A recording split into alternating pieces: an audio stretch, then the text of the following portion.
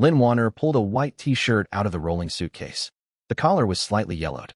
She frowned, then tossed the garment into the plastic trash bin beside her as if it were a worn rag. The zipper caught on the edge of the suitcase.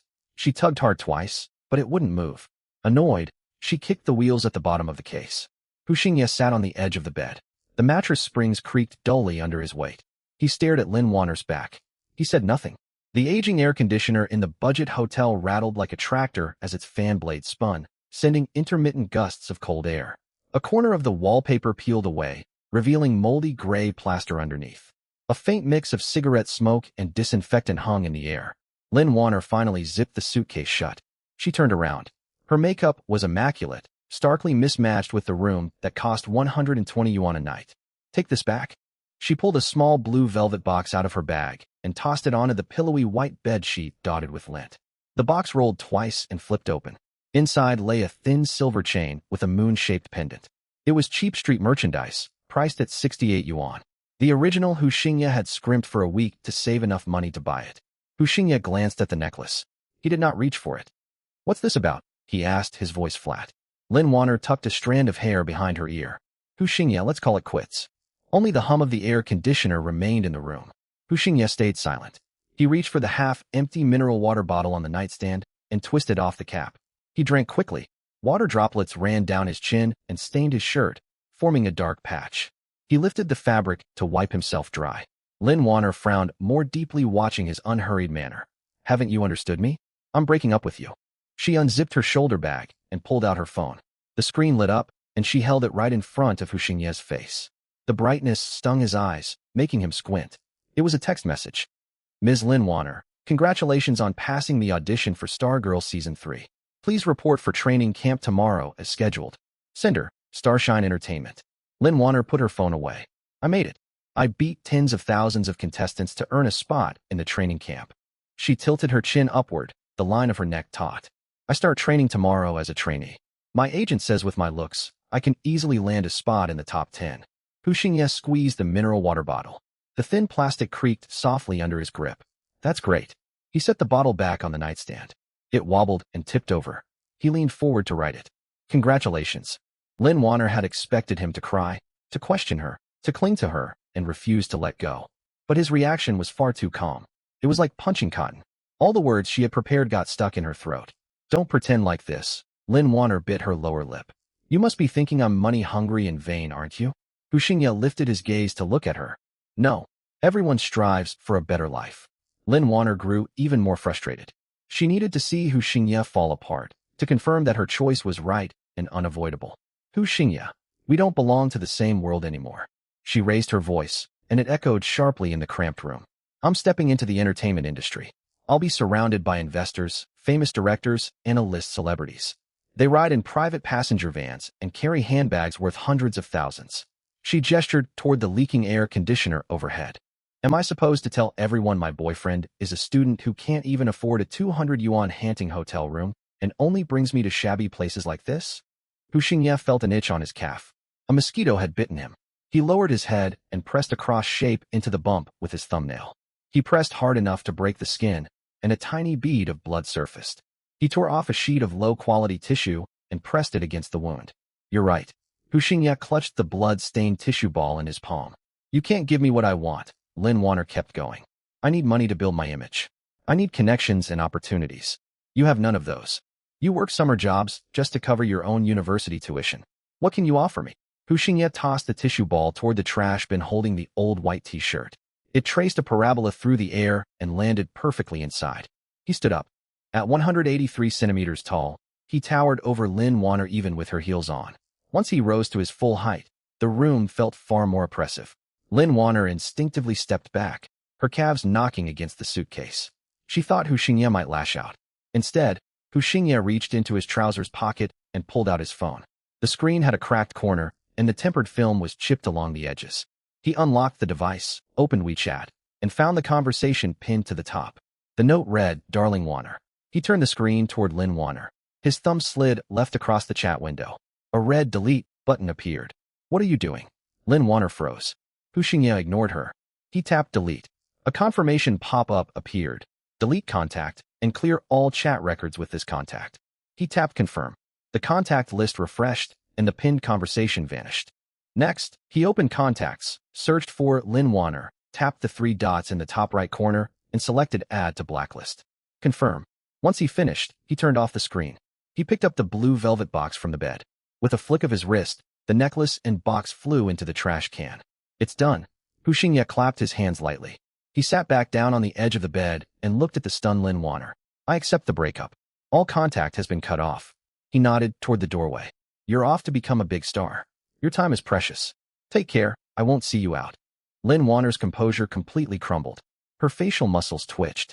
What was this? Blocked? Dismissed outright. She had come here today to deliver the news from a position of superiority.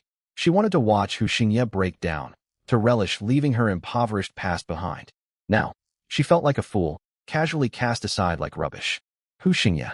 Lin Warner took a deep breath, her chest heaving. Are you putting on this act of generosity? Do you think this makes you look cool? Her voice turned shrill. You'll always be penniless, trapped at the bottom of society forever. Hu Xingye yawned. Tears welled up naturally at the corners of his eyes. He rubbed them. Finished venting? Lin Warner ground her teeth together. She stared intently at Hu Xingye's calm face, searching for any trace of hidden pain. There was nothing, only impatience. You'll regret this, Lin Warner hissed between her teeth. She gripped the suitcase handle tightly until her knuckles whitened. She turned and strode toward the door in her high heels. The plastic wheels caught on the carpet, forcing her to drag the suitcase forward. She paused at the doorway, her hand resting on the doorknob. She did not turn back, seemingly waiting for him to call out to her. 5 seconds passed. The mattress springs creaked as Hu Xingye shifted his position. Close the door gently when you leave. Hu Xingye's voice drifted over. The wall plaster is brittle. Don't damage your precious face if pieces fall off. A buzz echoed inside Lin Warner's head. Rage overwhelmed her rationality. She yanked the door open and stepped outside. Then she slammed it shut with all her strength. Bang! The crash reverberated down the hallway. The doorframe shook. A fleck of plaster the size of a fingernail fell onto the carpet by the door. Silence fell over the room once more. Only the drone of the air conditioner remained. Hu Xingye leaned against the headboard, staring blankly at a water stain on the ceiling. Finally, peace. He was not the original Hu Xingye. He had crossed into this parallel world 3 days ago. His mind was flooded with memories of the original man's desperate devotion to Lin Warner. He had worked construction site labor to buy her gifts. He survived on dry bread for an entire month just to treat her to a decent meal. And all he received in return was, you can't give me what I want. Hu Xingye thought it was all meaningless. Now that they had broken up, that burden was lifted. He felt utterly free. He stood and stretched widely. His bones cracked softly. It was a hot summer day, and the argument had left him covered in a thin layer of sweat. His shirt clung to his back. He needed a shower. He walked to the bathroom and grasped the cool aluminum doorknob. As he prepared to twist it, his movement froze abruptly. A voice echoed in the depths of his mind out of nowhere. It was not an auditory hallucination. An emotionless, crisp mechanical voice resonated directly in his consciousness. Ding! Mood requirements met. The all-rounder RV travel god system is binding. The aluminum bathroom doorknob dug into his fingers. Hu Xingye's hand slipped. He swallowed hard, his Adam's apple bobbing. Binding progress 10. 50, 100. Binding complete. A pale blue light flickered across his field of vision, like a hologram projected directly onto his optic nerves. Lines of data streamed rapidly, settling into a translucent floating panel. Only a few lines of text were displayed. Host, Hu Xingye. Age, 18. Available funds, 250 renminbi and 50 cents. Hu Xingye glanced at the number and let out a bitter huff. The original Hu Xingye had spent 68 yuan on that cheap necklace, leaving only this much in his WeChat account. Not even enough to pay for another night at the hotel tomorrow. The cold mechanical voice continued inside his head. System mission, read thousands of books, travel thousands of miles. Explore the planet's most breathtaking landscapes. Core rules. Drive the designated vehicle to check in at famous historical sites and hidden scenic destinations. Every location you visit rewards a large cash payout, scaled by the site's popularity and terrain risk rating. You may also unlock powerful survival, life, and technological skills at random. Cash for check-ins, plus special skills? Hu Xingye's heart raced against his ribs. Do I get a vehicle? He asked, his throat dry. I can't travel far on foot. My shoes will wear out before I leave the province. The system responded instantly. Start a live stream. Viewer followers convert to exploration points. Points can be exchanged for cash funds and vehicle upgrades with advanced technology. Ding. Host currently has no means of transportation. Newcomer gift pack delivered. Data swirled at the center of the panel, revealing a red gift box wrapped with golden virtual ribbons. Hu Xingye lifted his right hand and poked the box in midair. His finger touched nothing tangible, yet the gift box burst apart like fireworks. Countless golden light particles scattered. Congratulations on opening the newcomer gift pack. You receive a Land Cruiser Class Heavy-Duty Smart RV System Custom Modified version. All legal vehicle documents, license plates and insurance are automatically registered in traffic administration networks. No discrepancies will be detected. The moment the announcement ended, something dropped from midair. Hu Xingye was caught off guard. Thud! A heavy metal object struck the top of his foot. The disposable hotel slipper offered little protection, and a dull pain shot through his toes. Ah! He gasped and hopped on one leg. He looked down to see a car key. Matte black, trimmed with dark silver metal edges. It weighed far more than an ordinary car key. An angular off-road vehicle emblem sat at its center. The system prompt continued. Vehicle parked in the open-air parking lot downstairs of your hotel. Parking space C08. A shower? He had no interest in that anymore. Hu Xingye picked up the key, running his thumb over the textured emblem. He grabbed his phone from the bed, stuffed the room card into his pocket, and strode out the door. The carpet in the hallway muffled his footsteps. One wall lamp was broken, casting dim light. The elevator was stopped on the 6th floor. Hu Xingye pressed the down button repeatedly. He watched the glowing red numbers climb, his palms growing damp. After nearly a minute, the elevator door slid open. An older woman stood inside carrying a bag of dripping seafood, filling the space with a fishy odor. Hu Xingye stepped aside and entered, pressing the button for the ground floor. The elevator creaked and swayed as it descended. He clutched the heavy key, its sharp edges pressing into his palm. The sharp sensation confirmed he was not dreaming. Ding! Ground floor. As soon as the doors parted, Hu Xingye squeezed outside, brushing his shoulder against the door frame. The woman muttered something behind him, but he did not look back. He pushed open the glass lobby door. Sweltering summer night, heat washed over him like a giant steamer. Night had fully fallen. Dim streetlights glowed, with moths circling the lamp shades. The open-air parking lot sat to the right of the hotel entrance. Sedans and vans coated in dust were parked haphazardly throughout. Hu Xingye walked forward, scanning the parking space labels. Zone A, Zone B. He circled a row of low holly bushes and stepped into the open space ahead. Parking space C08. Hu Xingye froze in his tracks. His breath caught. This vehicle occupied far more than one parking spot. The massive machine took up 3 connected spaces. It sat quietly in the shadows. Ordinary family cars beside it looked like tiny plastic toys. It was a steel behemoth. The front inherited the rugged styling of a heavy-duty truck. Its trapezoidal grille was reinforced with thick, high-strength alloy bars.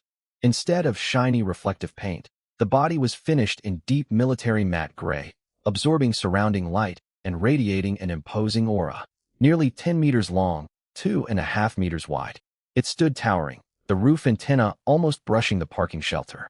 8 enormous off-road anti-puncture tires sat beneath the chassis. Deep mud treads on the rubber were wide enough to fit half a fist. The chassis sat high above the ground. An adult could easily crawl underneath. The cabin was boxy and robust, with seamless exterior panels. Hu Xingye's throat went dry. He was an off-road driving enthusiast and had seen many vehicles. He had examined millions worth of imported off-road RVs, such as a Mortiz and Man at auto expos. But those mass-produced vehicles looked like fragile glass toys compared to this machine. If it drove onto the street, people would believe it could carry an entire special operations team. He stepped closer. The sense of pressure intensified. He stretched out his hand and placed his palm against the armored side panel. It was ice cold. Even in 30-degree heat, the metal felt frigid to the touch. He knocked against it. A dull, heavy thud echoed, not the hollow clang of thin sheet metal. Hu Xingye pulled his hand back and raised the black car key. He pressed the unlock button in the center. Beep! A low electronic hum rumbled, seemingly shaking the concrete beneath his feet. Powerful LED headlights on the front burst to life. 2 piercing beams of cold white light cut through the night, illuminating every detail of the brick wall ahead. Immediately after, faint hydraulic machinery sounds came from the side of the vehicle. A concealed metal armor panel folded outward. A black metal boarding staircase lowered slowly from the chassis and touched the ground steadily. The vehicle door swung outward automatically. Warm welcome lights lined the steps, leading into the cabin and revealing glimpses of luxurious interior fittings. Hu Xingye rubbed his fingers. He stepped onto the metal staircase. Just as he was about to enter the cabin and inspect the heavily modified interior, the system's mechanical voice sounded again inside his mind, halting his movement. Ding. Vehicle activated. Main quest system launched. Hu Xingye paused on the steps. The blue translucent interface reappeared in his vision. Quest name, the start of the journey. Quest requirements. Solo travel can grow monotonous and lacks engaging content. Host must find a travel partner as soon as possible. Quest reward. After confirming a qualified travel partner, the 2 travelers buff will be permanently activated. All future cash rewards for location check-ins and probability of unlocking special skills will receive up to a 10x critical multiplier. Hu Xingye stood on the metal steps. The soles of his shoes scraped against the anti-slip texture with a soft rustle. He took a deep breath and stepped into the cabin. The heavy door slid shut behind him with hydraulic sounds. A firm click marked the lock engaging. The chirp of cicadas and distant road noise were instantly sealed away. The cabin was so quiet he could hear his heartbeat. Hu Xingye did not hurry toward the living quarters. He walked straight to the driver's compartment. The driver's seat was wrapped in matte black leather, resembling a captain's seat on an airliner. He sank down into it. The cushion compressed, and raised side bolsters tightened to support his back. The steering wheel was covered in suede, rough and grippy under his hands. The dashboard lacked the dense array of mechanical buttons found on older trucks. In its place were 3 large connected display screens glowing pale blue, showing tire pressure, water temperature, and defense system status. Hu Xingye leaned back against the seat. He lifted his right hand and stroked his stubbled jaw. The system's newly released main quest remained displayed on the interface. Find a travel partner. Reward. 10-fold bonus for 2 travelers. 10 times the reward. Hu Xingye stared at the emblem on the steering wheel, his mind racing. If checking in at a scenic spot earned 1 million yuan normally, multiplied by 10, that would be 10 million yuan. This practically forced him to find someone to come along. Who could that be? He immediately ruled out every acquaintance he knew. His previous self's parents ran a small supermarket back in their hometown.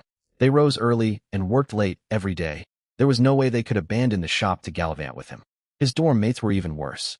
If Wang Pengzi from the bunk beside him hopped into this vehicle, he would pester Hu Xingye nonstop for 3 whole days asking where the car came from. He could never explain the secret of the system. Even if he tried, everyone would just write him off as insane. Lin Wanu? He tugged the corner of his mouth and let out a cold laugh. He had just thrown that money-obsessed woman out along with all her belongings. He was not going to humiliate himself again. After racking his brains, he realized the simplest solution was to find a complete stranger. A tool person to trigger critical reward bonuses. He would not need to reveal his background, nor cater to the other person's mood. If they got along, they could travel together. If not, he could drop them off halfway and find someone new. Simple and straightforward. Hu Xingye pulled his phone out of his pocket. The crack in the top right corner of the screen dug uncomfortably into his thumb. He connected to the free satellite Wi-Fi inside the vehicle. The connection speed was shockingly fast. He opened the App Store and downloaded Douyin. Then he tapped to register an account. For the username, he typed directly, Xingye's Hardcore RV. His profile picture was a casual snapshot of part of the steering wheel. He slid over to the recording interface. Standing up, he walked to the divide separating the driver's cabin and the living area. Warm orange ambient lights filled the interior, casting a rich glow over the walnut bar counter and leather sofas. He raised his phone and hit record. The camera swept across the luxurious lounge. Afterwards, he pushed open the vehicle door, stepped onto the metal footboard, and filmed a full circle around the massive armored vehicle under the night sky. In the darkness, the vehicle resembled a dormant beast. We depart for the Sichuan-Tibet Highway at 8 tomorrow morning. Hu Xingye spoke into the microphone. His tone was steady, free of the exaggerated cadence used by internet influencers. Driving alone in such a large vehicle gets boring. I will randomly select one travel companion from across the internet. He flipped the camera to face himself, with the huge tire glowing faintly cold in the background. Male or female, no restrictions. All food, accommodation, and fuel costs covered. You only need to bring yourself. I will take a screenshot to draw the winner at midnight tonight. Whoever gets picked wins. He stopped recording. He did not add any fancy filters and clicked publish right away. He tagged the video with Sichuan-Tibet self-driving tour. Posting the video alone would not be enough. A brand new account had 0 traffic. Hu Xingye returned to the vehicle, leaned back on the sofa, and tapped go live. He clipped his phone onto a fixed stand on the table. The frame captured half his body, alongside the premium integrated kitchen behind him. The live stream went live. Not a single viewer tuned in for the first 5 minutes. Hua Xingye remained unrushed. He pulled a bottle of sparkling water from the refrigerator beneath the bar. Unscrewing the cap, he took a sip. The cold, bubbly liquid slid down his throat, refreshing him greatly. In the 6th minute, 3 people entered the stream. The first bullet comment scrolled across the screen. Night Owl board. This backdrop looks incredibly realistic. Which studio rented this set? Hua Xingye set down the water bottle. It's not a set. This is inside the vehicle. More viewers trickled in shortly after. First a dozen, then over 50. They were likely pushed over by location recommendations or the Sichuan Tibet highway tag. Great Way Heavenly Dragon. I just watched the video on your homepage. You're offering to cover all expenses for a travel companion? This has to be a scam setup. Innocent college guy. LOL, scammers these days don't even polish their scripts. Someone who owns a vehicle like this wouldn't need to find travel companions online. Keyboard warrior number 1. Judging by the interior, renting something like this costs thousands per day. The streamer is splashing cash for the stunt. Ahua hates green onions. Am I the only one who thinks the streamer is handsome? Even if this is a scam, I'd love to check it out. The bullet comments flooded the screen. No one believed he truly intended to bring someone on a trip. Everyone assumed it was just a gimmick, and several users even submitted fraud reports. Hua Xingye saw no point in explaining. He typed a message on screen and pinned it to the top of the stream. No deposits, no money involved. Purely looking for another living person to travel alongside me. The screenshot draw will happen sharp at midnight. Once he finished typing, he ignored the screen. He stood and began inspecting the storage cabinets above the kitchen counter. When he opened the cabinet doors, he found them stuffed with premium vacuum-sealed ingredients. The system really had thought of everything. Viewers in the live stream watched him rummaging through the cabinets, attracting an even larger crowd. Viewer count broke 300. Everyone waited to watch him fumble for an excuse when the lottery fell apart. Time ticked by minute by minute. 11:58 p.m. Hua Xingye walked back to his phone. Light from the screen fell across his face. 2 minutes remaining. He held up 2 fingers and waved them in front of the camera. Anyone wanting to try their luck, send any message you like. Bullet comments exploded onto the screen. Most were taunts from online trolls. Messages such as scammer exposed soon and waiting for the streamer's lie to crumble. A small number of viewers sent hopeful lines of pick me, pick me. Text rolled so quickly it blurred across the screen. 11:59 p.m. Hua Xingye hovered his thumb above the phone display. 10, 9. He watched the time ticker in the top right corner, counting down out loud. 3, 2, 1. The clock struck midnight exactly. Hua Xingye pressed the screenshot button firmly with his thumb. Click.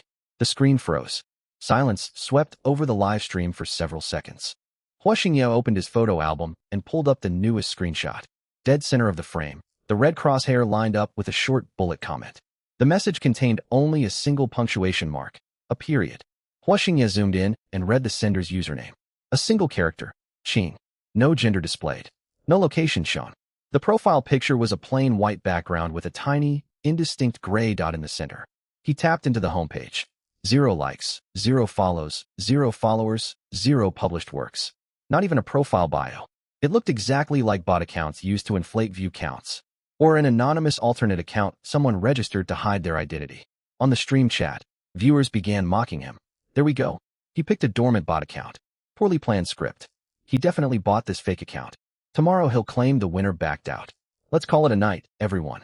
Time for bed. Hua Xingye ignored the flood of jeers. He tapped the username Qing to open the private message window. He brought up the keyboard. You have won the draw. We depart at 8 tomorrow morning. Location, open-air parking lot of Hanting Express on Changjiang Road. Parking zone C, space 08. Bring your luggage. I won't wait for late arrivals. After sending the 4 messages, Hua Xingye tossed the phone onto the sofa. He held little hope. A dormant zero-activity account would most likely never reply. Still, he had kept his word. If no one showed up tomorrow, he could simply drive out and find a random passerby.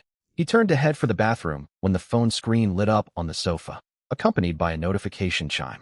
Hua Xingye bent down and picked it up. A new reply appeared in the private message window. Qing, all right. Just one word. Concise, no unnecessary questions. No inquiries about authenticity, travel route, nor his gender. Hua Xingye stared at that single word for a moment. He tapped the phone casing with his knuckle, creating soft tapping sounds. Interesting. Whoever they were, they would meet him at 8 tomorrow morning. Hua Xingye closed the live stream immediately, logging offline amid a flood of question marks from viewers. He walked toward the rear of the vehicle. Down the corridor lay the master bedroom. It occupied nearly 5 square meters, an impressively spacious area for an RV. In the center stood a 2-meter-wide king-size bed fitted with crisp white cotton bedding. He kicked off the hotel slippers on his feet. Without bothering to change clothes, he flopped onto the bed on his back. The mattress was soft yet offered outstanding support. Sinking into it, he felt exhaustion seep out of every bone in his body. Detecting his slowing breathing rate, the smart ceiling panel dimmed the lights automatically. The air conditioner blew mild, gentle airflow. There was none of the noisy rumble found in budget hotel rooms. The quiet surroundings made him want to drift straight into deep sleep. Huoxingye closed his eyes and quickly fell asleep. He dreamed of nothing all night. When he opened his eyes again, the smart shading curtain had rolled halfway upward. Harsh morning sunlight streamed through the bulletproof glass onto the floor. The cabin was brightly lit. Huoxingye sat up and ran his fingers through his messy bed hair. He walked toward the bathroom and pushed open the frosted glass door. The space was larger than the balcony of his university dormitory. It featured a smart toilet and an oversized thermostatic showerhead. He twisted the faucet. Hot water flowed instantly with powerful pressure. He leaned forward and let the water wash over his face, clearing away all traces of drowsiness. He grabbed a dry towel off the heated towel rack and wiped his face roughly. The electronic clock on the wall read 7:45 a.m. It was nearly time for the arranged meeting. Huoxingye stepped out of the bathroom and headed for the central island kitchen. An automatic espresso machine was embedded into the countertop, its stainless steel exterior glinting coldly. He opened the bean hopper and poured in dark roast coffee beans from the cabinet. He pressed the grind button. The machine hummed quietly. A rich, slightly bitter roasted aroma quickly spread throughout the enclosed cabin. He placed a white ceramic mug beneath the spout and pressed the brew switch. Dark brown liquid poured into the cup, capped by a thick layer of crema. The coffee scent grew stronger. Huoxingye lifted the mug. The ceramic walls felt hot against his palm. He lowered his head and blew on the steaming surface. His lips were just about to touch the rim of the cup when knock, knock, knock. 3 regular knocks echoed from outside against the vehicle's heavy smart door. Huoxingye froze. Ripples spread across the coffee inside the mug. His travel companion had arrived. The coffee mug made a dull thud as he set it on the walnut bar counter. Huoxingye turned and walked toward the door. He raised his hand and pressed the red unlock button on the metal panel. Hiss! Air valves released pressure. The heavy armored door slowly folded outward. Segments of the metal boarding ladder extended downward, hitting the asphalt and kicking up a thin cloud of dust. Sweltering outdoor heat rushed inside, sweeping away the aroma of freshly brewed coffee. Huoxingye stood with one hand tucked in his pocket and looked down. He expected to see a rugged backpacker or an internet influencer clutching a selfie stick. Instead, his view was completely blocked by a huge pink Rimawa suitcase. He followed the telescopic handle upward. Behind the luggage stood a young woman. She wore a plain white t-shirt, light blue straight-cut jeans, and faded white canvas sneakers. Her hair was tied into a high ponytail. She wore no makeup, and her skin looked startlingly pale beneath the morning sun. She tilted her head upward, looking at Huoxingye inside the vehicle. 2 unnatural patches of pink tinged her cheeks, either from the heat or fatigue. The moment he saw her face, Huoxingye's fingers tightened where they rested on the doorframe. His fingernails scraped against the metal, creating a faint scratch. Su Qinghan, the top beauty of the finance department at Jiangxing University, widely acknowledged as the campus ice queen. During large lectures, she always sat in the far edge of the first row. A 2-meter empty space naturally formed around her at all times. Beyond her striking looks, she was the daughter of the wealthy Su family of Jiangxing, with a family fortune exceeding hundreds of millions. A black Mercedes van picked her up and dropped her off at campus every day. Yet here she was, standing outside his RV early in the morning with a pink suitcase, looking like a teenager who had run away from home. Huoxingye stayed silent. The two stared at each other across several metal steps. The morning sunlight was glaring. Su Qinghan tilted her head slightly to avoid the rays. Her fingers gripped the suitcase handle tightly until her knuckles turned white. Wrong place. Huoxingye spoke first, his voice dry. Su Qinghan did not respond immediately. She bit her lower lip, released the handle, and pulled her phone out of her jeans pocket. She unlocked it with her fingerprint. Her fingers trembled as she swiped across the screen, failing to open the app on the first try. She took a steady breath and tapped again firmly. Then she held the screen up toward Huoxingye. I didn't come to the wrong spot. Her voice was clear, carrying a soft southern lilt.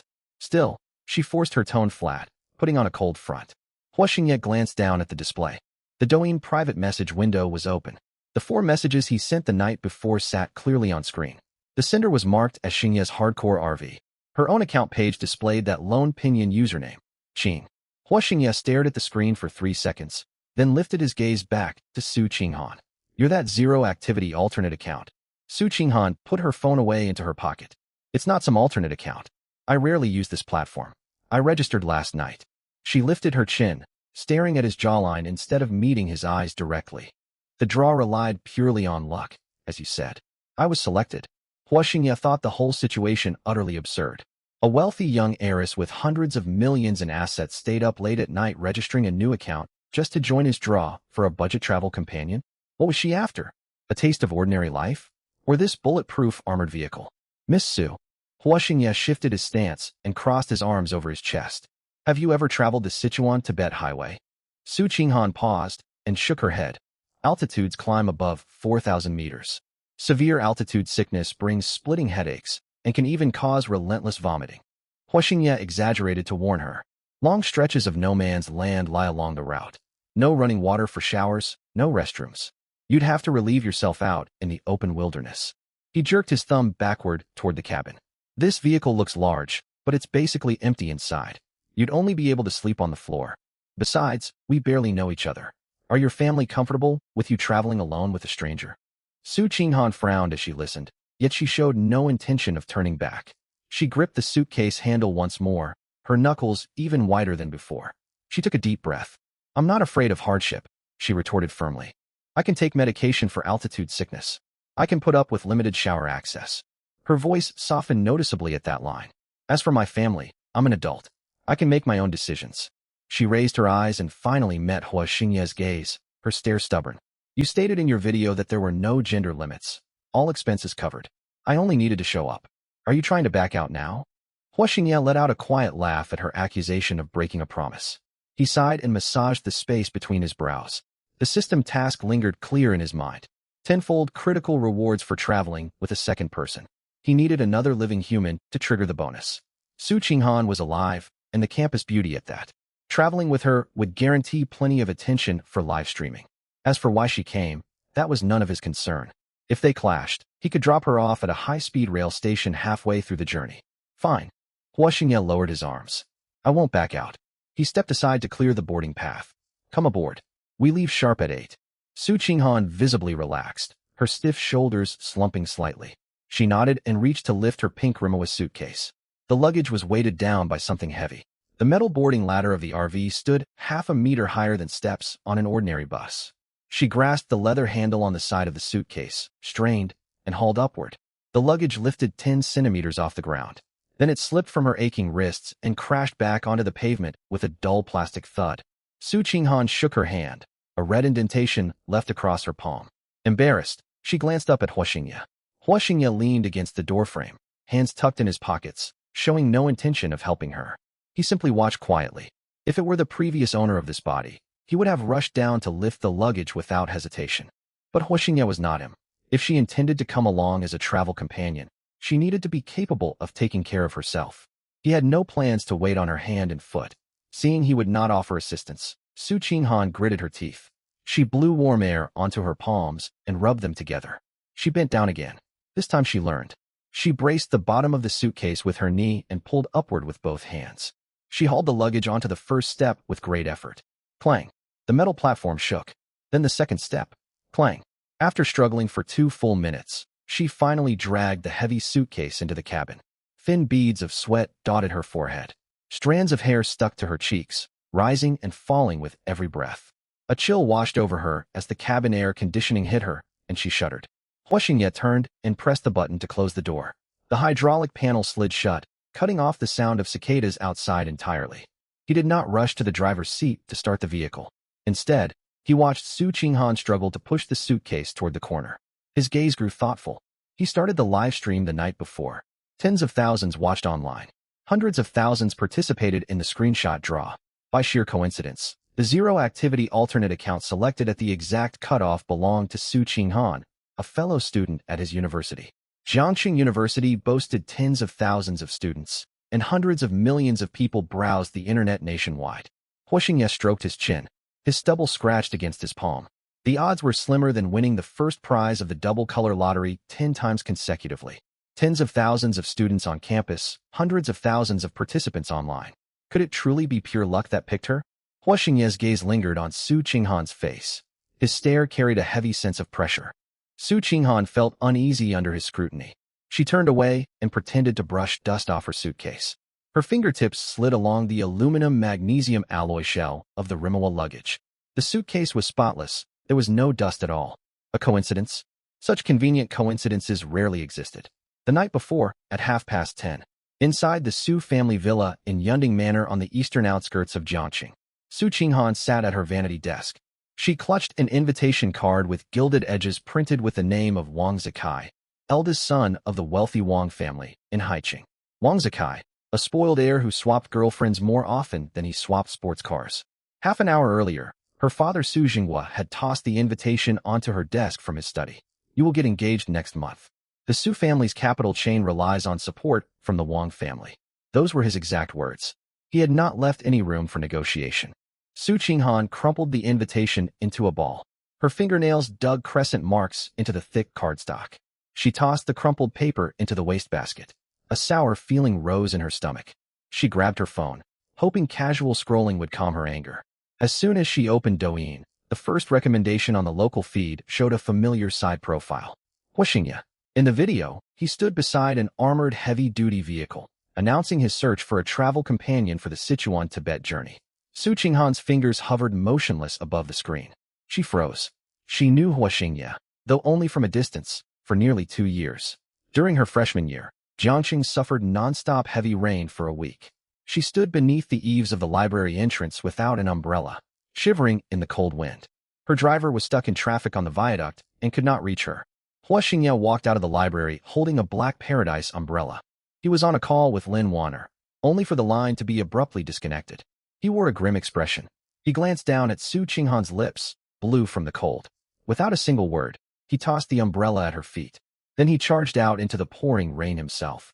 That 20-yuan Paradise umbrella still sat at the bottom of her wardrobe in her bedroom. She had asked around about him. She learned he had a vain girlfriend and worked part-time in the university cafeteria. Su Qinghan never disturbed him. She carried the pride of the Su heiress. She refused to insert herself into another person's relationship. But the night she saw the video looking for a travel companion, alongside the engagement invitation discarded in her trash bin, everything shifted. She'd finally had enough. She tapped into the live stream. The screen flooded with comments calling him a fraud, labeling the whole thing a script. Hua Xingye leaned back on the sofa, announcing he would take a screenshot for the raffle sharp at midnight. Su Qinghan glanced at the time in the upper right corner. 11:20. She switched out of the app. Opening an encrypted communication application buried deep in her phone, she typed a scrambled account ID and sent a message. Available for an urgent job? A reply popped up instantly. Young Miss Su, what's the task in the middle of the night? Something dangerous. Hack the livestream raffle system. A string of ellipses appeared on the screen. Come on. I'm a top-tier professional hacker. You want me to mess with a Douyin livestream? You could buy a script for $50 on Taobao for this kind of work. Su Qinghan's fingers flew across the keyboard. I need absolute certainty. Lock the result without fail. 2 million. Finished within half an hour. 3 seconds of silence followed. Send me the account, my valued client. Su Qinghan quickly registered a blank Douyin account with a new phone number, setting the ID simply as Qing. She forwarded the livestream link to him. 11:55. The hacker sent over a screenshot. It's done. He's using his phone's native screenshot function. I've gained access to his front camera permissions and adjusted the screen refresh frame rate. No matter when he hits the screenshot button, the frame captured will be forcefully overwritten in the back end with your comment. No one can change it. You will be the winner. After that message, he added another line. Payment received. But I have to ask, who is this guy? Is winning this raffle really worth 2 million? You could book a top-tier celebrities company for an evening with that money. Su Qinghan did not reply. She cleared all chat logs and uninstalled the app straight away. Only she knew whether it was worth it. That Paradise umbrella could not save her life, yet it had offered her a flicker of warmth on that rainy day. Growing up in the Su household, she was surrounded by faces scheming purely for profit. Hua Xingye's selfless gesture had stuck in her heart like a thorn, impossible to pull out. On top of that, the deadline for her arranged marriage was fast approaching. She had to find an excuse to leave Jiangxing, head somewhere beyond the Su family's reach. The Sichuan-Tibet line, the no man's land, it was perfect. Even if her travel partner was penniless, Even if the vehicle was a shabby shell lacking air conditioning, she would accept it. She pulled her thoughts back to the present. Cold air from the RV's air conditioning brushed against Su Qinghan's neck, raising fine goosebumps. She let out a quiet breath, forcing her unease under control. It would be untraceable. The hacker had guaranteed no traces would be left behind. Leave the suitcase there. Hua Xingye's voice cut through her train of thought. He did not press her further about the odds. This area is the living quarters. Find a seat wherever you like. Su Qinghan nodded and released the suitcase handle. She had been so tense arguing with Hua Xingye earlier, preoccupied with moving her luggage, that she had not taken a proper look inside the vehicle. She had believed Hua Xingye's words about it being a bare-bones rig where they would sleep on the floor. After all, an ordinary university student renting a heavy truck would likely end up with a stripped interior. She turned around, looking past the kitchen counter that had blocked her view. Her gaze swept over the RV's interior for the first time. She froze. The floor beneath her feet lacked cheap plastic texture. It was solid planks of Burmese teak, premium timber normally used for yacht decks. Above her, instead of oppressive sheet metal, stretched a huge tempered glass skylight. Sunlight filtered through dimmable privacy film, casting soft illumination inside. To the left stood an almost 3-meter L-shaped leather sectional sofa, its surface finished with understated high-grade matte leather. Su Qinghan's family owned an identical Italian imported sofa that had cost her father $1.3 million. On the right, behind a walnut bar counter, sat a full-size side-by-side refrigerator, alongside a row of wine cabinets securing unopened bottles of red wine. Su Qinghan recognized the vintages. Any single bottle could be traded for an ordinary sedan. At the end of the bar was a semi-recessed coffee machine with an all-metal body and hand-engraved branding. It was a custom handcrafted Italian model, starting at $600,000, with a 6-month waiting list for orders.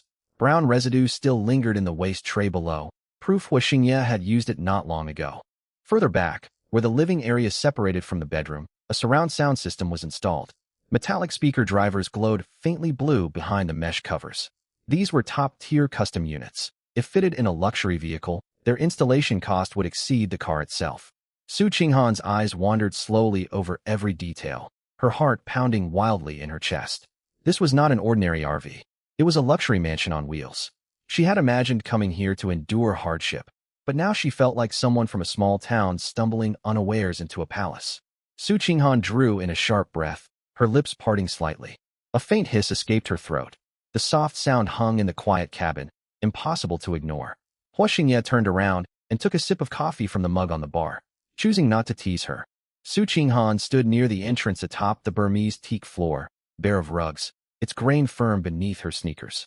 The sole slid slightly against the polished surface. She had pictured an RV converted from an old delivery van, fitted with a thin wire bed and plastic sheeting dividing a makeshift restroom. Now, she walked over to the L-shaped leather sofa and reached out to touch it. The texture was smooth and warm, carrying the natural subtle resistance of genuine animal hide.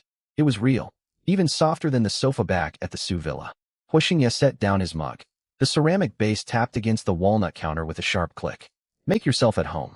He gestured toward the sofa. There's no rush to set off. I'll show you around so you know where everything is on the road. He walked toward the wall behind the sofa, where a row of touch panels blended seamlessly into the wood grain, glowing pale blue. Hua Xingye extended his index finger and tapped the top square icon. Stand back a little, he warned. Su Qinghan stepped backward instinctively, her calves bumping against the edge of the bar. A low mechanical unlocking sound echoed from the armored panel on the right side of the cabin. Click. Then hydraulic actuators hissed softly into motion. A 4-meter-long, 2-meter-tall metal wall panel slowly slid outward. Sunlight flooded in, making Su Qinghan squint. The metal sheet folded 90 degrees and lowered horizontally until it sat level with the cabin floor. A 1-meter-tall transparent tempered glass railing rose around its perimeter, and a black carbon fiber awning extended overhead automatically. The whole process took less than 10 seconds. A suspended viewing terrace had materialized out of thin air on the vehicle's right side. A breeze drifted inside, carrying faint dust from the road outside. Su Qinghan stared blankly at the terrace, struggling to process what she saw. This vehicle could transform? Panoramic fold-out balcony. Hua Xingye leaned against the bar, his tone casual. When the weather's nice, you can grill out here. Su Qinghan swallowed hard, her throat dry. She came from wealth and had seen countless luxury cars and yachts, but she had never seen military-grade expandable structures implemented on a civilian RV. Hua Xingye did not give her time to absorb the sight. "Follow me," he said, heading toward the rear of the vehicle. They passed through a narrow corridor. On the left was a hidden frosted sliding door. Hua Xingye pushed it open. Restroom. Wet and dry separated. Su Qinghan peeked inside. The walls were clad in gray stone slabs, and the sink was carved from a single block of natural marble fitted with a brass faucet. The overhead shower head was as wide as a wash basin, and a sleek smart toilet sat in the corner. Its lid lifted halfway automatically as it sensed her presence. She remembered Hua Xingye's words outside the vehicle 10 minutes earlier. No running water for showers, no proper restroom. You'll have to make do out in the wild. Su Qinghan gritted her teeth. He had been testing her all along. Further back is the master bedroom. Hua Xingye continued forward and pushed open the door at the end of the corridor. This room occupied the largest space at the rear of the RV. Dominating the room was an oversized 2-meter-wide bed dressed in plain white bedding. Soft upholstery lined the headboard, flanked by warm reading lamps. Su Qinghan halted in the doorway. She stared at the enormous bed, then scanned the cabin. There were no other doors. "Is this the only bed?" Her voice wavered, the pitch rising at the end. Hua Xingye turned to face her. Su Qinghan's cheeks flushed visibly, color spreading all the way down to her neck. She fought to stay composed, her fingers tightly clutching the seams of her jeans. A man and a woman alone inside one vehicle, with only a single bed. Even if they were only traveling partners, this arrangement exceeded all her expectations. Too cramped. Hua Xingye tugged at the corner of his mouth. The L-shaped sofa out front converts into a 1.5-meter bed. He tapped the control panel beside the headboard. "This bed features temperature control and zoned latex massage. Choose whichever you prefer." Su Qinghan breathed out in relief, her tense shoulders slumping. "I'll take the sofa." She spoke quickly, afraid he might change his mind. Hua Xingye shrugged indifferently. He did not care who slept where. He had no interest in pursuing the wealthy young lady for now. The two returned to the living area. Hua Xingye stood still and called out to the air. "Schwer." His voice was quiet. "I'm here, Xingye." An ethereal, synthesized female voice resonated from speakers mounted all around the cabin. Lacking the rigid tone of standard AI broadcasts, carrying subtle, natural inflection. "Welcome aboard, Miss Su. The cabin temperature has been adjusted to 24 degrees Celsius, humidity set to 60%. Su Qinghan jumped slightly, glancing around hurriedly, unable to spot any cameras or microphones. "Close the balcony. Lower the sunshades to 50%, Hua Xingye issued the command. "Understood." The metal terrace slowly retracted, the glass railing descending. A black shade slid across the panoramic skylight, dimming the interior, and ambient lighting flickered on automatically. Su Qinghan watched the systems operate seamlessly. She turned and fixed Hua Xingye with a direct, searching gaze. The stubborn haughtiness she'd shown outside the vehicle faded away, replaced by curiosity and a hint of awe. "Hua Xingye." She spoke his full name. "Where did this vehicle come from?" She paused. Between this chassis, the expandable cabin technology, and the advanced AI control system inside, its construction cost must exceed 100 million. Even with money, you cannot easily get something like this. Though she studied finance, she knew enough about engineering. The logistics company owned by the Su family imported several heavy trucks, yet their technology was primitive compared to this machine, like crude firewood compared to a precision sniper rifle. How could an ordinary university student, someone who ate discounted meals in the campus cafeteria, obtain a mobile fortress built with military-grade specifications? Not even if he robbed a bank. Hua Xingye walked over to the bar, picked up his cooling coffee, and drained it in one gulp. Bitter liquid slid down his throat. He tossed the mug into the sink. "A friend lent it to me. He's gone overseas, and the vehicle would sit and used otherwise." His tone remained calm, not a flicker in his eyes. Making up excuses was tedious. He offered the simplest story, leaving her to believe it or not. Su Qinghan frowned. A friend would lend 100 million yuan bulletproof RV to a university student to drive freely? She was about to press him further, but Hua Xingye had already walked toward the driver's cabin. Tour over. He pushed open the heavy partition separating the cockpit and living quarters, stepped inside, and sank into a black suede captain's seat. The chair released a soft hiss as side bolsters adjusted to fit his torso. Su Qinghan hurried after him. The driver's cabin was spacious, offering an elevated view. Looking out the massive bulletproof windshield, the roofs of ordinary passenger cars sat far below. She climbed into the passenger seat and settled in. A black safety belt extended automatically from behind her shoulder and latched into the buckle at her waist, fitting snugly. She shifted to find a more comfortable position. Hua Xingye ignored her, resting one hand on the steering wheel, his thumb brushing the off-road vehicle emblem. His middle finger pressed the single raised red button at the center of the dashboard. Engine start. Boom. A deep roar, like an ancient beast rumbling, rose from beneath the chassis. The entire vehicle shuddered faintly. There was none of the harsh clatter of a diesel engine, only a rich, imposing mechanical hum. Vibrations traveled up through the floor, tingling Su Qinghan's calves. 3 connected instrument panels lit up instantly, data scrolling rapidly as every indicator turned green. Anti-lock brakes, tire pressure monitoring, adjustable chassis height, all-terrain adaptive modules, all online and ready. Hua Xingye gripped the thick electronic shift lever and pulled it back into drive.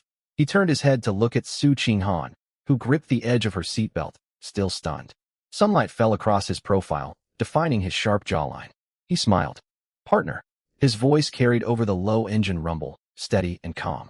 Hold on tight. He pressed down on the accelerator. First stop, the Sichuan-Tibet line. The RV rolled over speed bumps at the toll station. Its advanced suspension absorbed every jolt, and the body barely swayed. The 10-meter Leviathan merged into morning rush-hour traffic. Private vehicles around it braked instinctively to give way, terrified of scratching the armored machine's paintwork.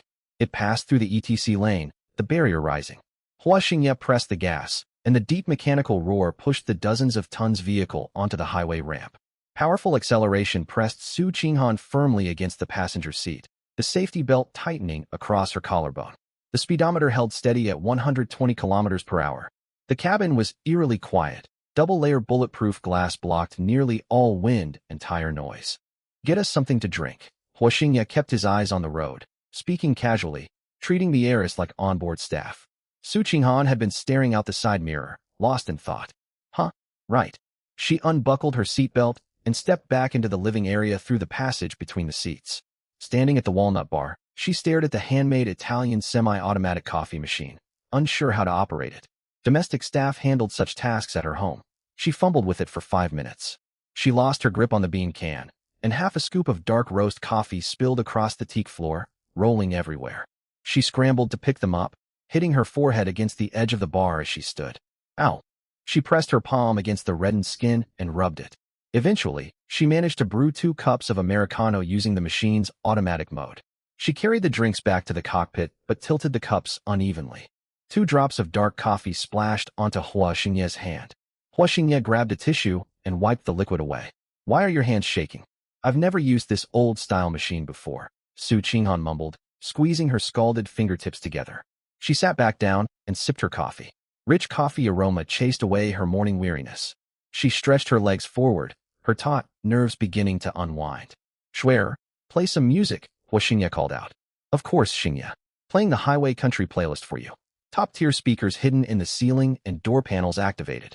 Deep bass resonated, and Su Qinghan could feel the leather seat vibrate gently along with the rhythm. Sunlight slanted through the windshield, and cold air blew from the air conditioning. Leaning back against the seat, she suddenly thought this escape from her arranged marriage might not turn out so badly after all. Meanwhile, in the eastern suburbs of Jiangcheng, inside the training compound for Starlight Girls. Basement Level 3, Dance Studio D. No windows, exhaust fans spinning sluggishly. The air was thick and stuffy, heavy with a mix of sweat and hairspray. It was lunch break. Trainees gathered in small groups.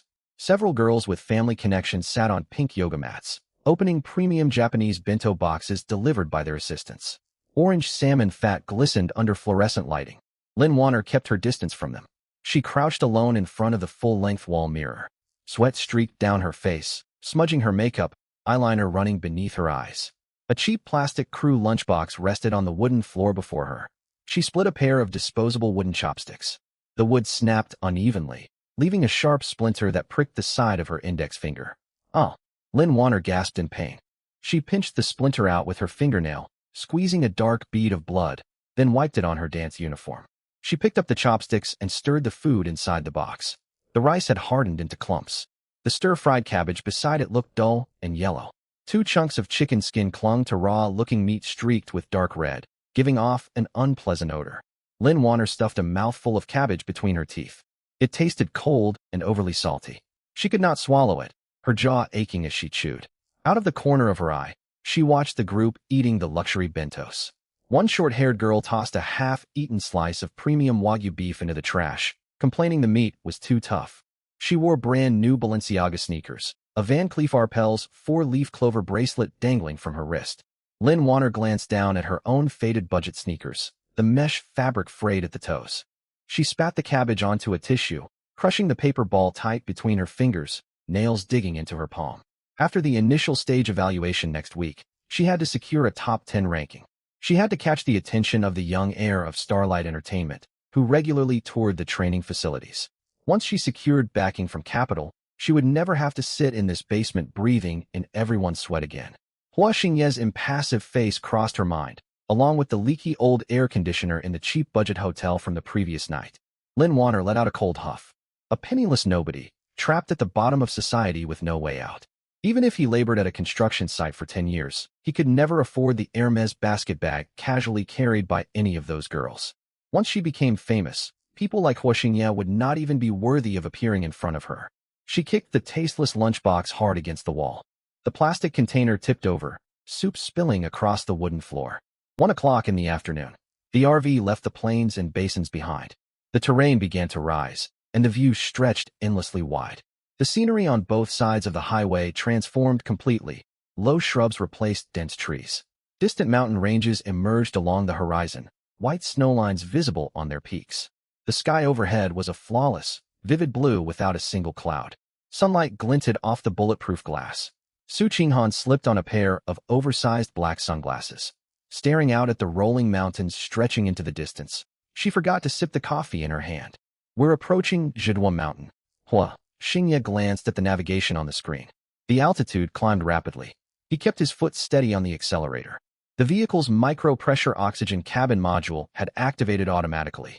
Inside the RV, the change in air pressure was imperceptible. Breathing felt as easy as it would by the seashore. In his mind, the system panel's quest progress bar glowed golden. The mission to find a partner was marked fully completed. The tenfold critical hit buff for traveling as a pair had been activated. But the core main quest rule was to accumulate followers and convert them into exploration points. The short video he posted last night looking for a travel companion had only lit the spark. Now, he needed to pour gasoline onto the flames. Hua Xingye steered with one hand. His right arm reached toward the center console, unclipping the damped metal phone mount and swinging it between himself and Su Qinghan. He secured the phone with the cracked screen into the bracket. He opened Douyin. His thumb hovered above the red Go Live button at the bottom of the display. The mount's spring creaked faintly as he locked the phone firmly in place. The screen lit up, its reflection shimmering on the windshield. He tapped out words on the on-screen keyboard to set the live stream title. Road tripping the Sichuan Tibet Highway with a campus beauty. Authentic scenic check-in. He confirmed the settings and pressed start streaming. The platform's built-in network optimization kicked in. The video quality was sharp enough to show the stubble he hadn't shaved off Hua Xingye's jaw. As soon as the broadcast went live, the viewer count in the top right corner began jumping. 10 viewers. 50, 200. Thanks to the suspense from last night's poll and the viral short video pushed by the algorithm, the new account already carried built-in traffic. Bullet comments began scrolling across the screen. The first few messages were harmless, viewers asking where they were and whether they were truly heading to Tibet. Within 30 seconds, the tone shifted drastically. A flood of alternate accounts with matching fan badges flooded into the stream, typing rapidly. Professional investigator Zhao, watching the scammers show. That backdrop looks realistic, green screen editing, right? Zhao hater alt 2. Oh, bringing a campus beauty along? Where's that Qing account we saw yesterday? Did you pay someone 200 to act as your co-star? Richest keyboard warrior, show us outside the car. Don't tell us you're parked in an abandoned warehouse inside a shipping container. Against scripted hype. Yesterday you bragged about covering all food and lodging, and now the truth comes out. Stop pretending to be wealthy when you're strapped for cash. The screen filled with mocking remarks, all formatted identically. It was clearly an organized swarm of online trolls, led by the account named Zhao Hater. Su Qinghan sat in the passenger seat. She wasn't watching the phone, yet the dense stream of comments caught her peripheral vision. The stinging words cut through her calm. She frowned, tapping her fingertips twice against the ceramic coffee mug, producing a crisp, tinkling sound. Who are all these people? She sounded irritated. As a young lady from the Su family, she rarely encountered such unprovoked malice from strangers. Hua Xingye ignored the comments. Still steering with one hand, he tapped the screen once to flip the camera to the rear lens, aiming it straight at the massive front windshield. abandoned warehouse. Hua Xingye let out a cold laugh. No green screen appeared in the frame.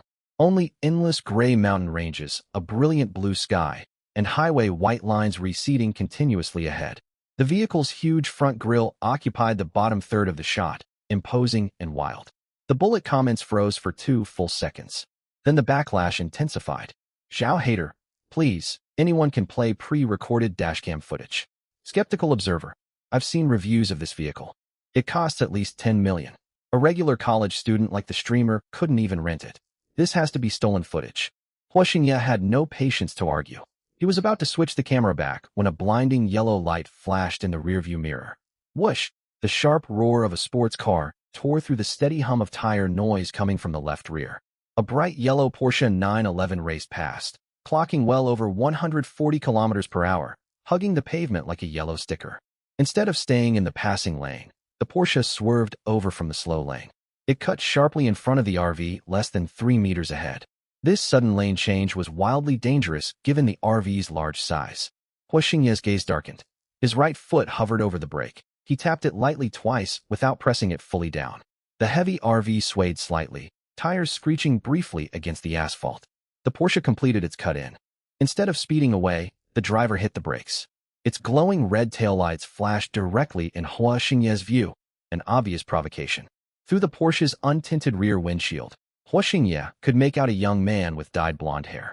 The blonde man rolled down his window, stretched an arm outside, and flipped the RV a blatant middle finger. He's asking for trouble. Hua Xingye gritted his teeth, the muscle in his jaw tensing. Engaging in road rage at high altitude was reckless endangerment. Su Qinghan jumped in surprise. 2 drops of coffee splashed onto her canvas shoes.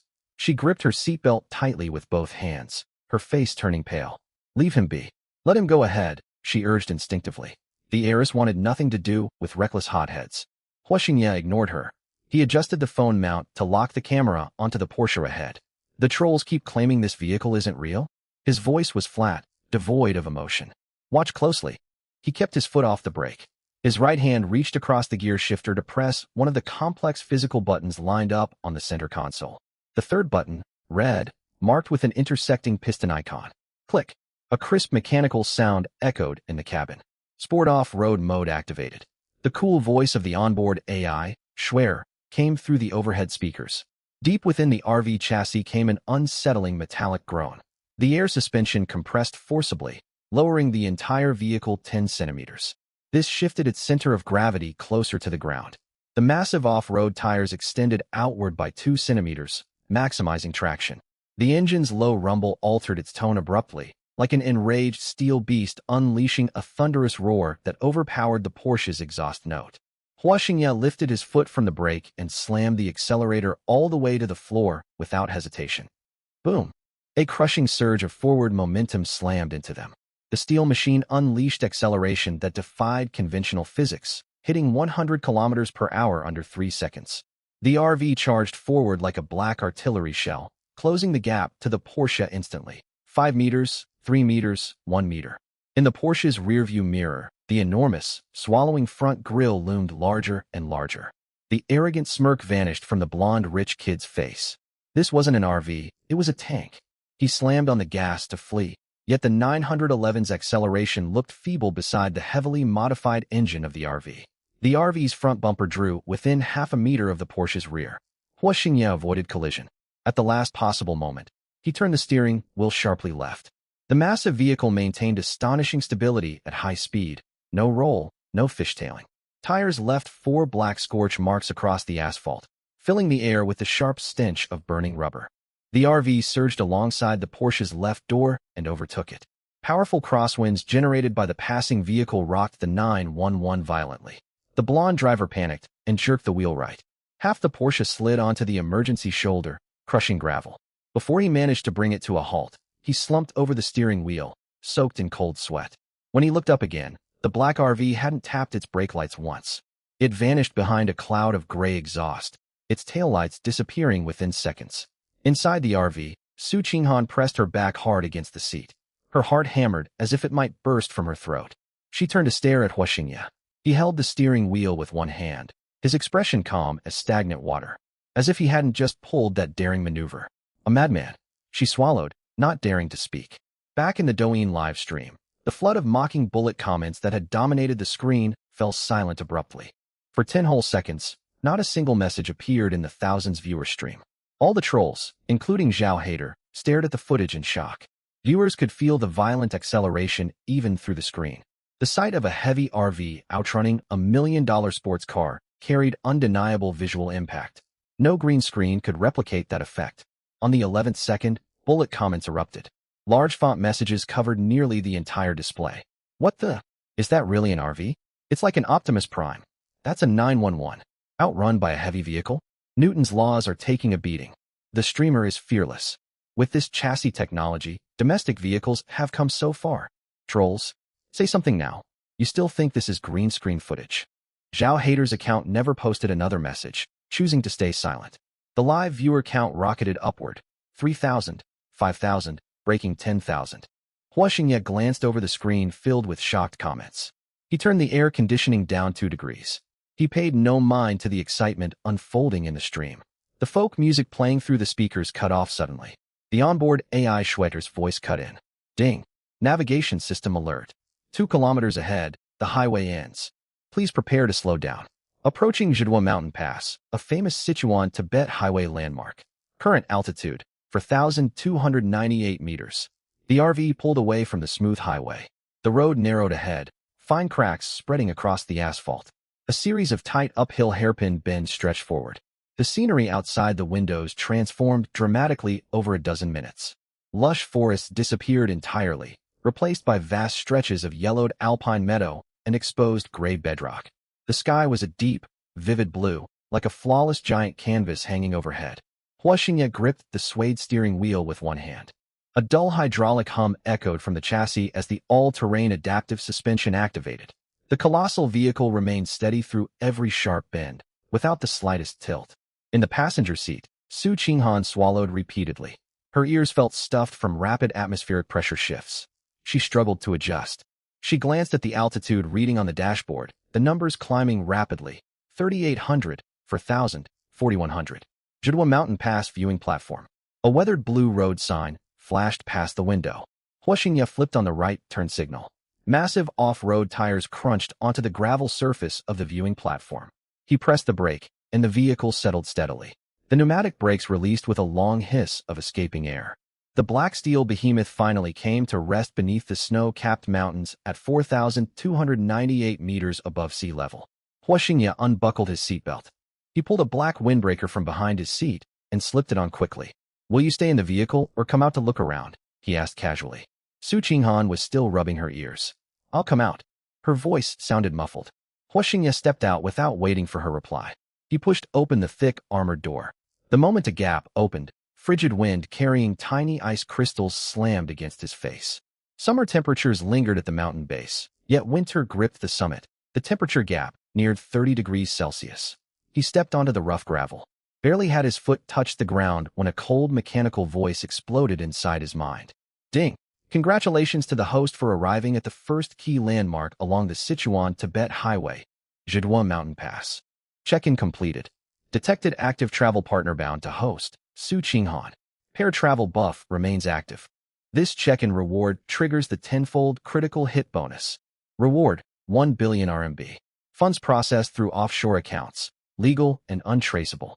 Powerful wind swirled around Hua Xingye where he stood by the doorway. The hem of his windbreaker flapped violently, the metal zipper tapping rhythmically against his chest. 1 billion yuan. Not game currency, not virtual tokens. Genuine cash. He slipped his right hand into the windbreaker pocket, fingers brushing the cracked old phone inside. Its metal frame felt icy cold. He pulled the device out and pressed the power button on the side. The screen lit up, displaying 2 unread SMS notifications.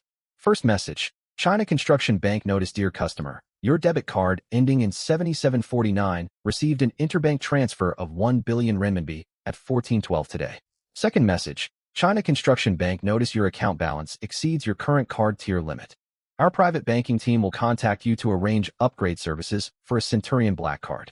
Hua Xingye stared fixedly at the screen. The mountain wind stung his eyes, but he did not blink.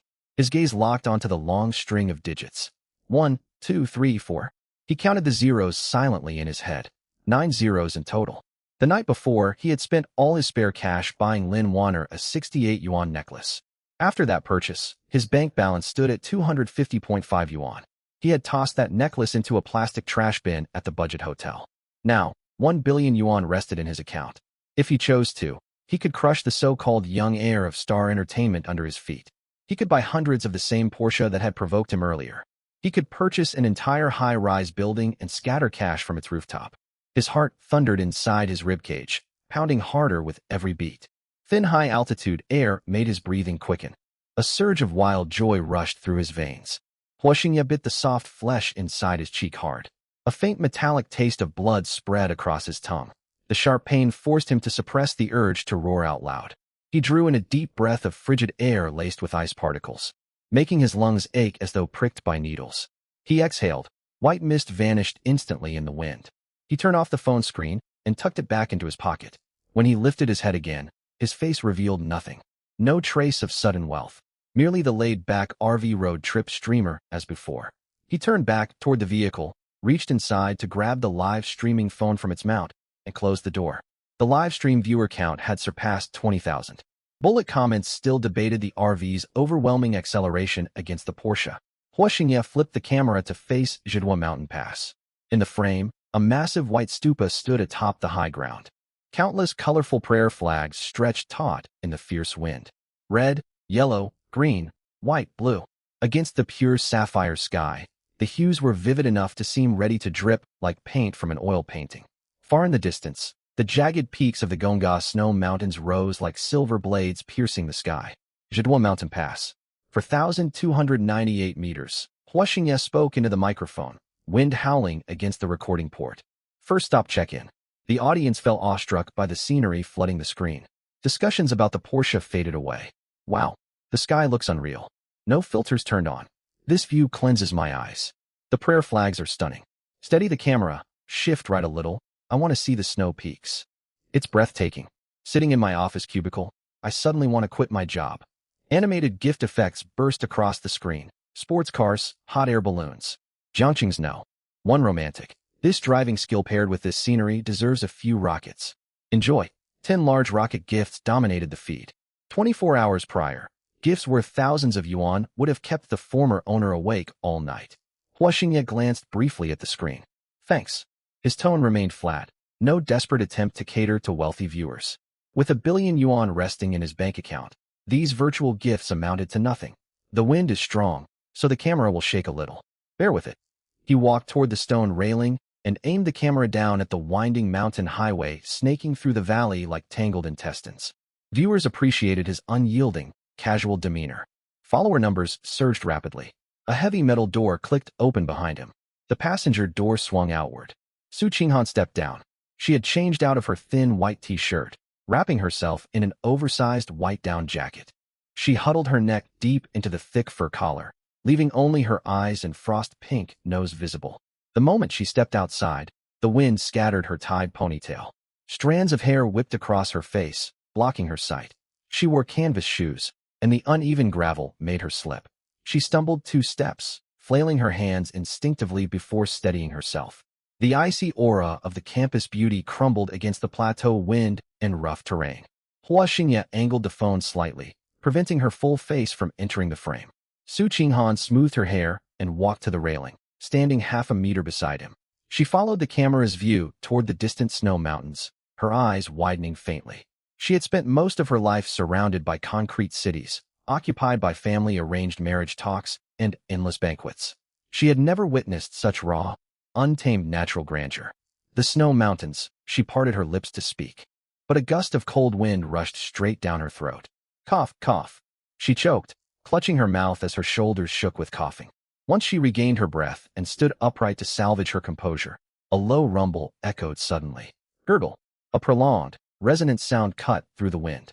It was not the gale, nor the snapping prayer flags. The noise came from beneath Su Qinghan's oversized down jacket. Her stomach, against the howling wind.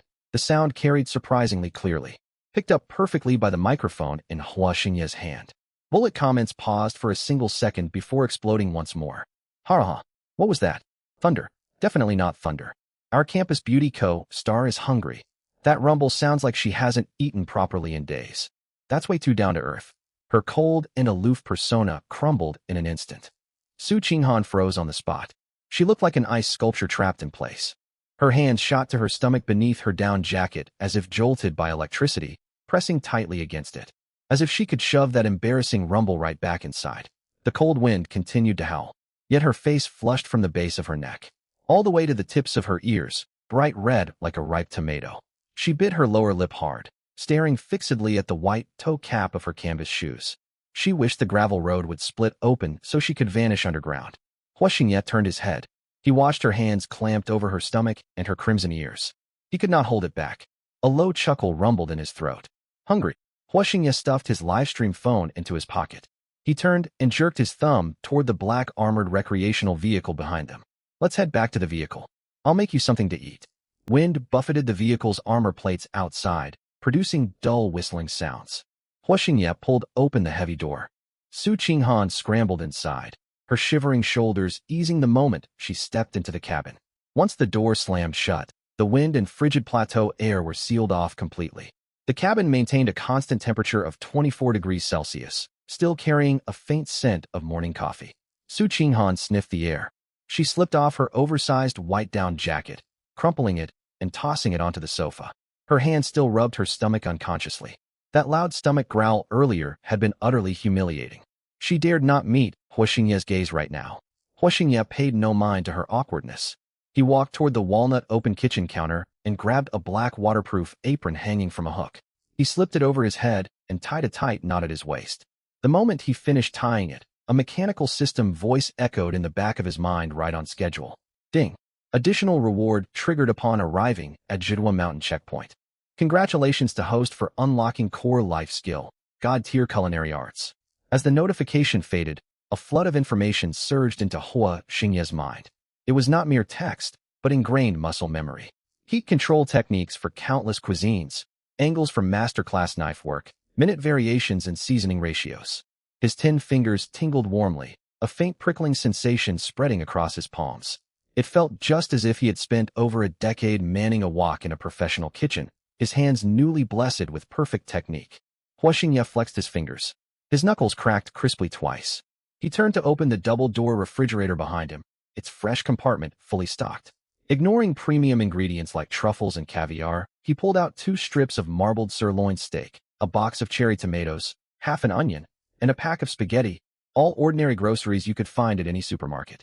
Back at the counter, Hua Xingye adjusted the stand holding his livestream phone, tilting the camera downward to frame the wide wooden chopping board.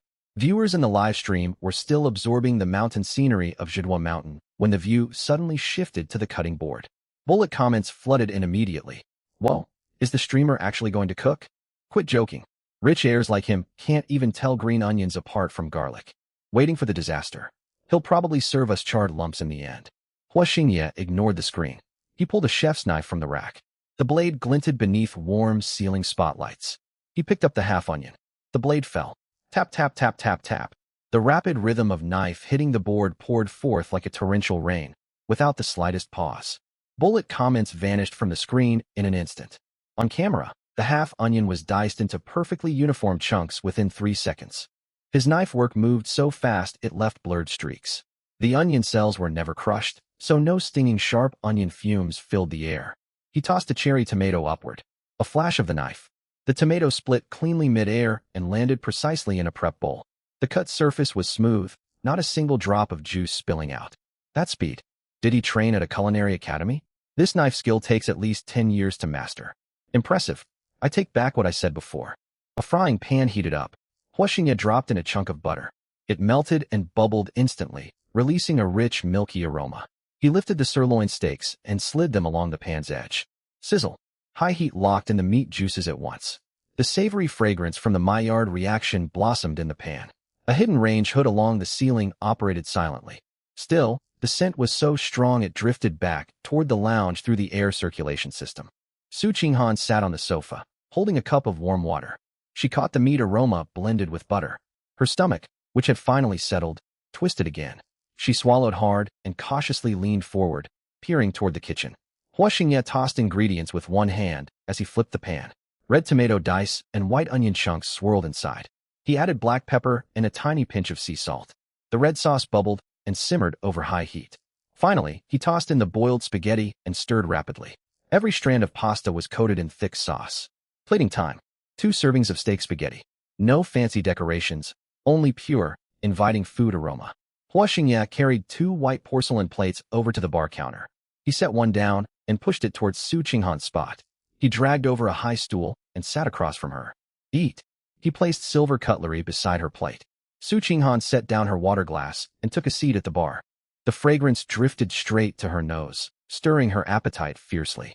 Still, she hoped to salvage the dignity she had lost back on the mountain.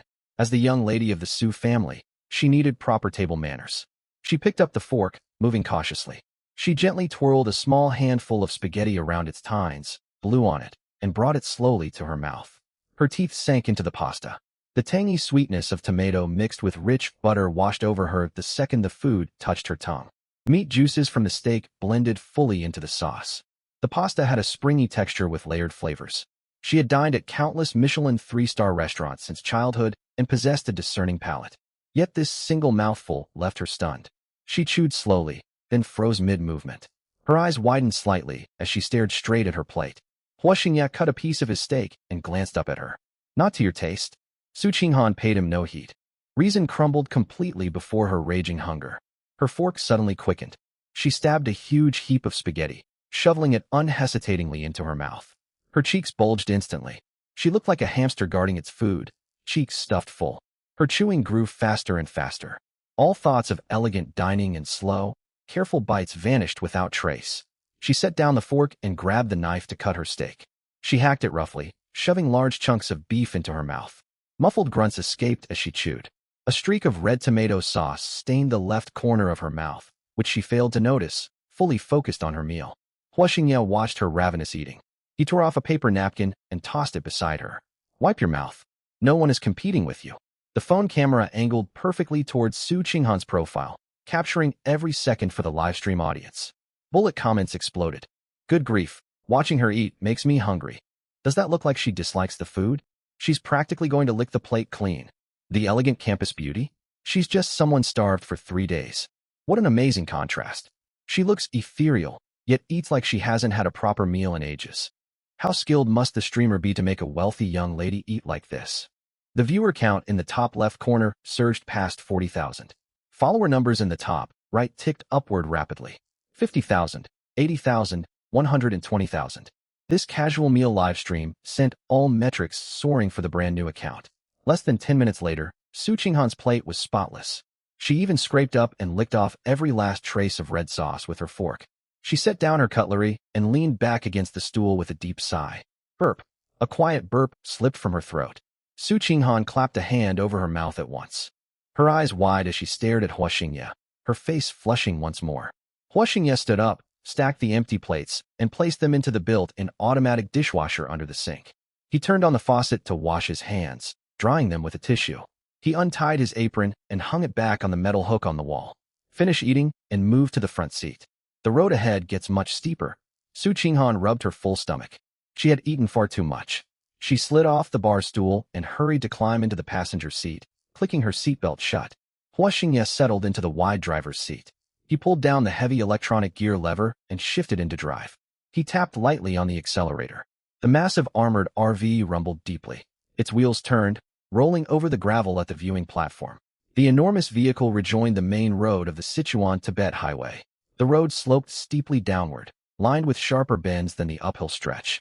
Beyond the guardrails lay cliffs hundreds of meters deep. Hua Xingye steered with one hand, navigating the curves effortlessly. Wind whistled louder outside the windows. His gaze drifted casually to the left electronic rearview mirror. On the screen, 3 heavily modified off-road vehicles suddenly came into view. Painted matte black, fitted with thick reinforced bull bars. High-power roof searchlights remained switched on even in daylight. Their suspensions were raised high, exposing most of the undercarriage. The 3 vehicles showed no sign of slowing. Forming a triangular formation, they closed in tightly behind the RV. Tires screeched against asphalt as they accelerated to close the gap. On the electronic rearview screen, the 3 black off-road vehicles resembled wolves smelling blood, clinging firmly to the RV's rear. Leading the pack was a modified Mercedes G-Class covered in garish fluorescent decals. It belonged to the same rich heir who had been forced onto the emergency shoulder earlier. The young man had swapped his sports car for an off-road vehicle and brought two friends to block Huixingye. Downhill sections on the Sichuan-Tibet highway featured narrow two-way single lanes. Rocky cliffs rose on the left, and unguarded sheer cliffs dropped away on the right. Beep, beep. The vehicle radio on the dashboard suddenly switched frequencies. A public channel was forcefully accessed, static stinging the eardrums. "Hey, you in that bulky truck ahead." The arrogant laugh of the blonde young heir blared from the speakers. "You can drive fast on straight roads, so what? You're just a slow, cumbersome road barge, daring to race through the curves." Su Qinghan, still digesting her steak spaghetti, jumped at the static noise. She twisted to glance at the rearview mirror. Those people, are they from that sports car earlier? She gripped her seatbelt tightly until her knuckles whitened. Huixingye ignored the taunts over the radio and turned down the volume slightly. "Brace yourself." Those were his only two words. The voice continued through the radio. "I'm not stopping until I force that hunk of metal to pull over. Wait till this upcoming U-turn. Watch how I box you in." Arrogant and reckless. Confident his smaller, agile off-road vehicles fitted with competition suspension could outmaneuver the lumbering RV, which everyone assumed could only crawl through mountain bends. Huixingye curled his lip, the muscle on the side of his jaw twitching, asking for trouble. Instead of braking, he pressed harder onto the accelerator as the sharp bend loomed ahead. The speedometer surged past 80, nearing 100 kilometers per hour. Driving such a heavy vehicle at that speed along cliffside roads was tantamount to suicide. Su Qinghan's breath caught. She stared rigidly through the front windshield. Less than 200 meters ahead waited a near 180-degree hairpin U-turn. The road sloped sideways, the view blocked entirely by protruding rock formations. "You're crazy," she cried, her voice cracking. She instinctively reached for the steering wheel, restrained by her seatbelt. Huixingye lifted one hand from the wheel and pressed accurately onto the striking red button built into the center console. Click. Extreme handling mode activated. As Schweder's electronic voice finished speaking, violent metal locking sounds echoed from deep within the chassis. Within half a second, the hydraulic suspension lowered the vehicle's center of gravity. The four oversized off-road tires tilted at a subtle angle, maximizing road grip. 50 meters remained until the bend. The three off-road vehicles behind had already downshifted and braced to watch the RV plunge off the cliff. Huixingye gripped the steering wheel firmly with both hands. His left foot pressed hard onto the simulated clutch pedal, while his right foot floored the accelerator. The engine roared deafeningly, reverberating through the valley and sending small stones tumbling down the mountainside. Screech. Tires shrieked against asphalt. As the massive black RV entered the bend, it swung sharply to the right. It did not slow to navigate the turn. It drifted. Tons of steel executed a drift on the narrow mountain road. The rear end hovered barely inches from the cliff edge. The front wheels sliced cleanly along the inner line of the curve. Gray rubber smoke billowed, shrouding the entire bend. The cabin tilted sharply. Powerful centrifugal force threw Su Qinghan toward the left, her seatbelt digging painfully into her torso. She squeezed her eyes shut, her mind going completely blank. Bang! A violent crash echoed from behind. The blonde heir's eyes widened to the limit, nearly popping out behind the windshield. His prized Mercedes G-Class looked clumsy and slow compared to the RV's astonishing cornering speed. He did not have enough time to slam on his brakes. He crashed straight into his companion, who had also failed to slow in time. The three modified off-road vehicles piled into one another. Shattered bumper fragments scattered across the pavement. Radiators ruptured, plumes of white steam hissing outward. The blond man clutched his steering wheel tightly, his forehead slamming into the deployed airbag. He lifted his head and peered through drifting smoke. The black RV had completed its flawless drift and realigned its body in an instant. Bright blue flames spurted from its twin exhaust pipes. It rocketed forward in a launch, vanishing around the next bend. Inside the driver's cabin, Huixingye eased off the accelerator, bringing the speed back to normal. He glanced in the rearview mirror. Nothing remained except the smoking wreckage of the three off-road vehicles. Peace and quiet again. He rested one hand loosely on the wheel. Su Qinghan slowly opened her eyes, gasping heavily as her chest rose and fell rapidly. For a split second, she had truly believed they would perish on this stretch of the Sichuan-Tibet highway. She turned to look at Huixingye. Not a single bead of sweat marked his face. He appeared as calm as someone stepping out to buy cigarettes. You have no regard for your own life." Her voice still trembled. Huaxingye did not look at her and nodded toward the roof. The drone captured everything clearly. On the RV's roof, a fist-sized black ultra-high-definition aerial drone hovered steadily in midair. Its camera locked onto the RV's path around the bend, transmitting footage of the unbelievable heavy vehicle drift straight to the Douyin livestream. The livestream froze on the frame where the RV shot forward with flaming exhaust. Tens of thousands of viewers watched silently. Not a single bullet comment appeared on screen. Total silence lasted 5 full seconds. It was as if every viewer had forgotten how to breathe. On the 5th second, bullet comments surged like a bursting geyser. Newton's law can't explain this. That's an RV? It's a transformer. Forget legendary mountain racers. This heavy vehicle drift just blew my mind. The screen filled with dense white scrolling comments. Overlapping so heavily usernames became unreadable. GIF animations popped up nonstop. Sports cars, rockets, carnival effects flashing continuously, lagging the livestream feed for 2 whole seconds. Viewer counts in the top left skyrocketed. 30,000, 80,000, 100,000. A glowing red 100,000 plus marker sat prominently at the top. With such a large audience, all sorts of spectators surfaced. Who exactly is this streamer? A wealthy heir slumming it for experience? Only someone with billions at their disposal can get their hands on this military-grade modified vehicle. That Porsche driver is probably traumatized. As these speculative comments drifted across the screen, viewers from Jiangxing familiar with the area stepped into the conversation. In the internet age, digging up someone's identity only took minutes. I found information. I study at Jiangxing University. I know this man. His name is Huaxingye. I can confirm it too. We share the same dorm. His family runs a tiny supermarket in a small county. He barely makes ends meet. Exactly. I saw him working construction near the South Campus last month, supposedly saving money for a gift for his girlfriend. Public opinion in the comments section shifted abruptly. For his driving skill morphed into a public witch hunt for information. Curiosity over the gossip ignited. A poor student? You expect us to believe someone driving this armored vehicle works construction? It's all scripted. A major MCN agency poured huge funds into this production. Let's move on. It's definitely a rented prop vehicle. They're acting for views. As arguments raged in the chat, multiple verified automotive influencers with yellow V badges dropped into the livestream. Their golden highlighted comments stood out above regular messages. Quit spreading baseless rumors. The user Old Auto Enthusiast posted a pinned, eye-catching comment. I work in chassis tuning. During that bend just now, the vehicle's air suspension adjusted for unilateral rigid support within 0.5 seconds. No mass-produced civilian sports car can achieve that response speed, let alone support a vehicle of this weight. Another account, Supercar Godfather, followed immediately. This full-terrain anti-roll system cannot be independently manufactured by any automotive brand worldwide. Even if you pooled the assets of all major domestic automakers, they could not build this chassis. This vehicle would cost well over 100 million yuan. No ordinary poor student could ever rent something like this. The professional analysis from automotive insiders poured cold water over viewers claiming everything was scripted. All keyboard warriors in the livestream fell silent.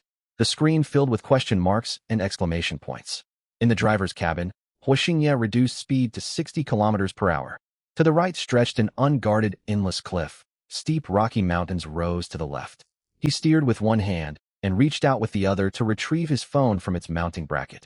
He glanced casually at the screen. The live stream chat was flooded with messages. Streamer, spill the tea. Where did you get that vehicle? Did you strike it rich somehow? Su Qinghan sat in the passenger seat and craned her neck slightly. Her sharp eyes caught the barrage of comments digging up everything about Huaxingye. Your classmate exposed you. She bit her lower lip and murmured softly. She had felt suspicious for a while, and now even professional automotive content creators were weighing in online. She stared at Huaxingye's side profile, her gaze growing increasingly complicated. Huaxingye did not glance at Su Qinghan. He set his phone on top of the dashboard and tapped the screen twice to clear the cascading gift animations. Quit digging. He spoke into the microphone in a calm tone, without a trace of panic over being scrutinized. I'm just an ordinary student. My family runs a small convenience store. We're not wealthy. As for this vehicle, a friend had it sitting unused, gathering dust. He gave it to me, and I drive it casually. He paused, brushing his fingers over the stubble on his jaw, which felt slightly rough to the touch. The livestream chat fell silent for a split second. Immediately afterward, the volume of scrolling comments doubled. Someone gave this to you? Just driving casually? Can you introduce me to a dozen friends like that? I'd like to testify. I'm the car, and I was indeed given away. He really pulled that off, and I can't even argue with him. Are secret millionaires always this understated? Hua Xingye ignored the erupting chat. A tunnel entrance loomed ahead, its interior shrouded in darkness. We're entering the tunnel. Signal will drop, so I'm ending the stream. Before viewers could beg him to stay, he tapped the button to shut off the broadcast. The screen went black. The massive RV plunged into the shadowy tunnel, its twin bright white headlights slicing through the dark. Douyin's algorithm operated with cold efficiency. Though Hua Xingye had gone offline, dozens of viewers had recorded footage of the heavy truck drifting around the mountain bend captured by the aerial drone. Within 10 minutes, countless edited clips spread everywhere. Set to thrilling upbeat soundtracks, each carried an eye-catching headline.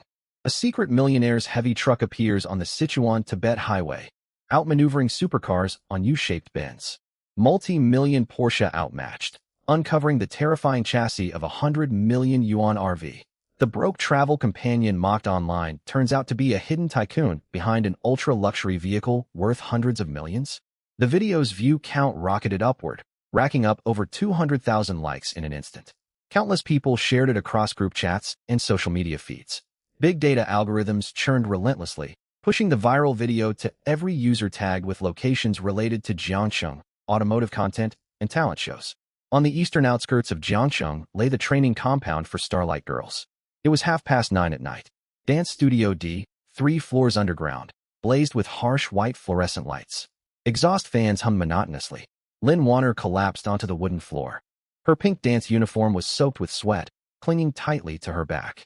She gasped heavily, her throat parched. 2 blisters had formed on her toes and burst during practice. Faint streaks of blood seeped into her dance shoes, stinging sharply. "Warner, aren't you heading out? The cafeteria is closing soon." A roommate called from the doorway, backpack slung over her shoulder. "You go ahead.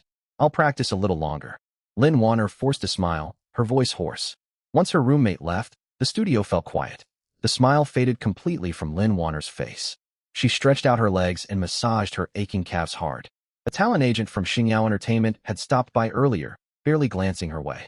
Instead, he heaped praise on a short-haired girl from a well-off family who struggled to keep up with dance moves. Resentment bubbled up inside her. Why her? Lynn Warner pulled her phone out of her bag, hoping to scroll through Douyin for talent show trending topics, to find a glimmer of recognition. The app refreshed automatically the moment she opened it, and a video popped up front and center. Roaring engine noise blared out from the phone speaker. On screen, a massive black vehicle drifted sideways on the mountain road. Tires burned against the asphalt, leaving trails of smoke that seemed to fill the air with the scent of burning rubber even through the display. Lynn Warner frowned. She had no interest in cars. Her thumb hovered over the screen, ready to swipe away the clip. The footage cut abruptly to a recording taken from the vehicle's cabin. A half-body shot appeared in the lower corner of the frame. The driver steered with one hand, his sharp, defined side profile clear. He spoke into the microphone. "A friend gave it to me. I drive it casually." Lynn Warner's thumb froze midair. Her fingernail pressed against the tempered glass screen, trembling faintly.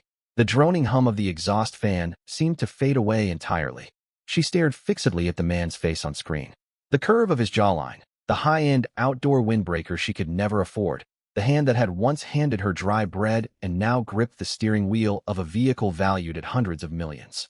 Her lips parted, yet no sound escaped. The cool blue glow of the phone screen cast over her pale face. A faint buzzing hum emanated from the fluorescent lamp. Lynn Warner's hands shook uncontrollably. The pale blue light from the phone illuminated her ashen features.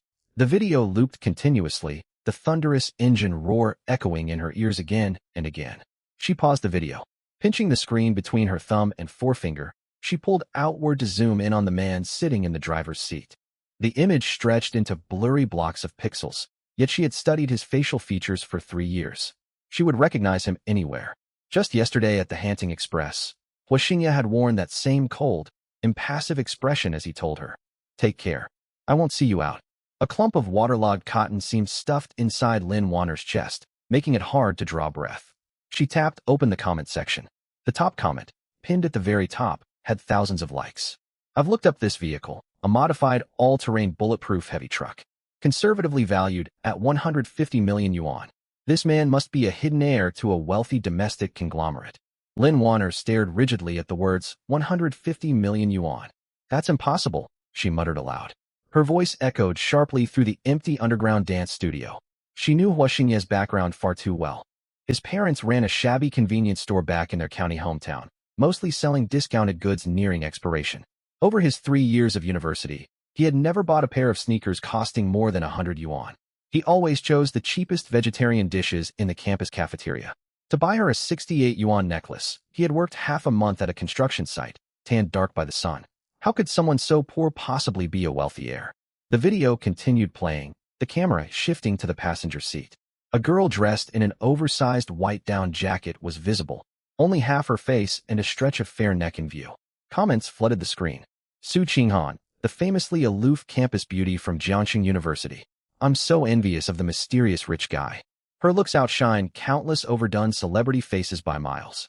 Watching her eat pasta, she's utterly adorable.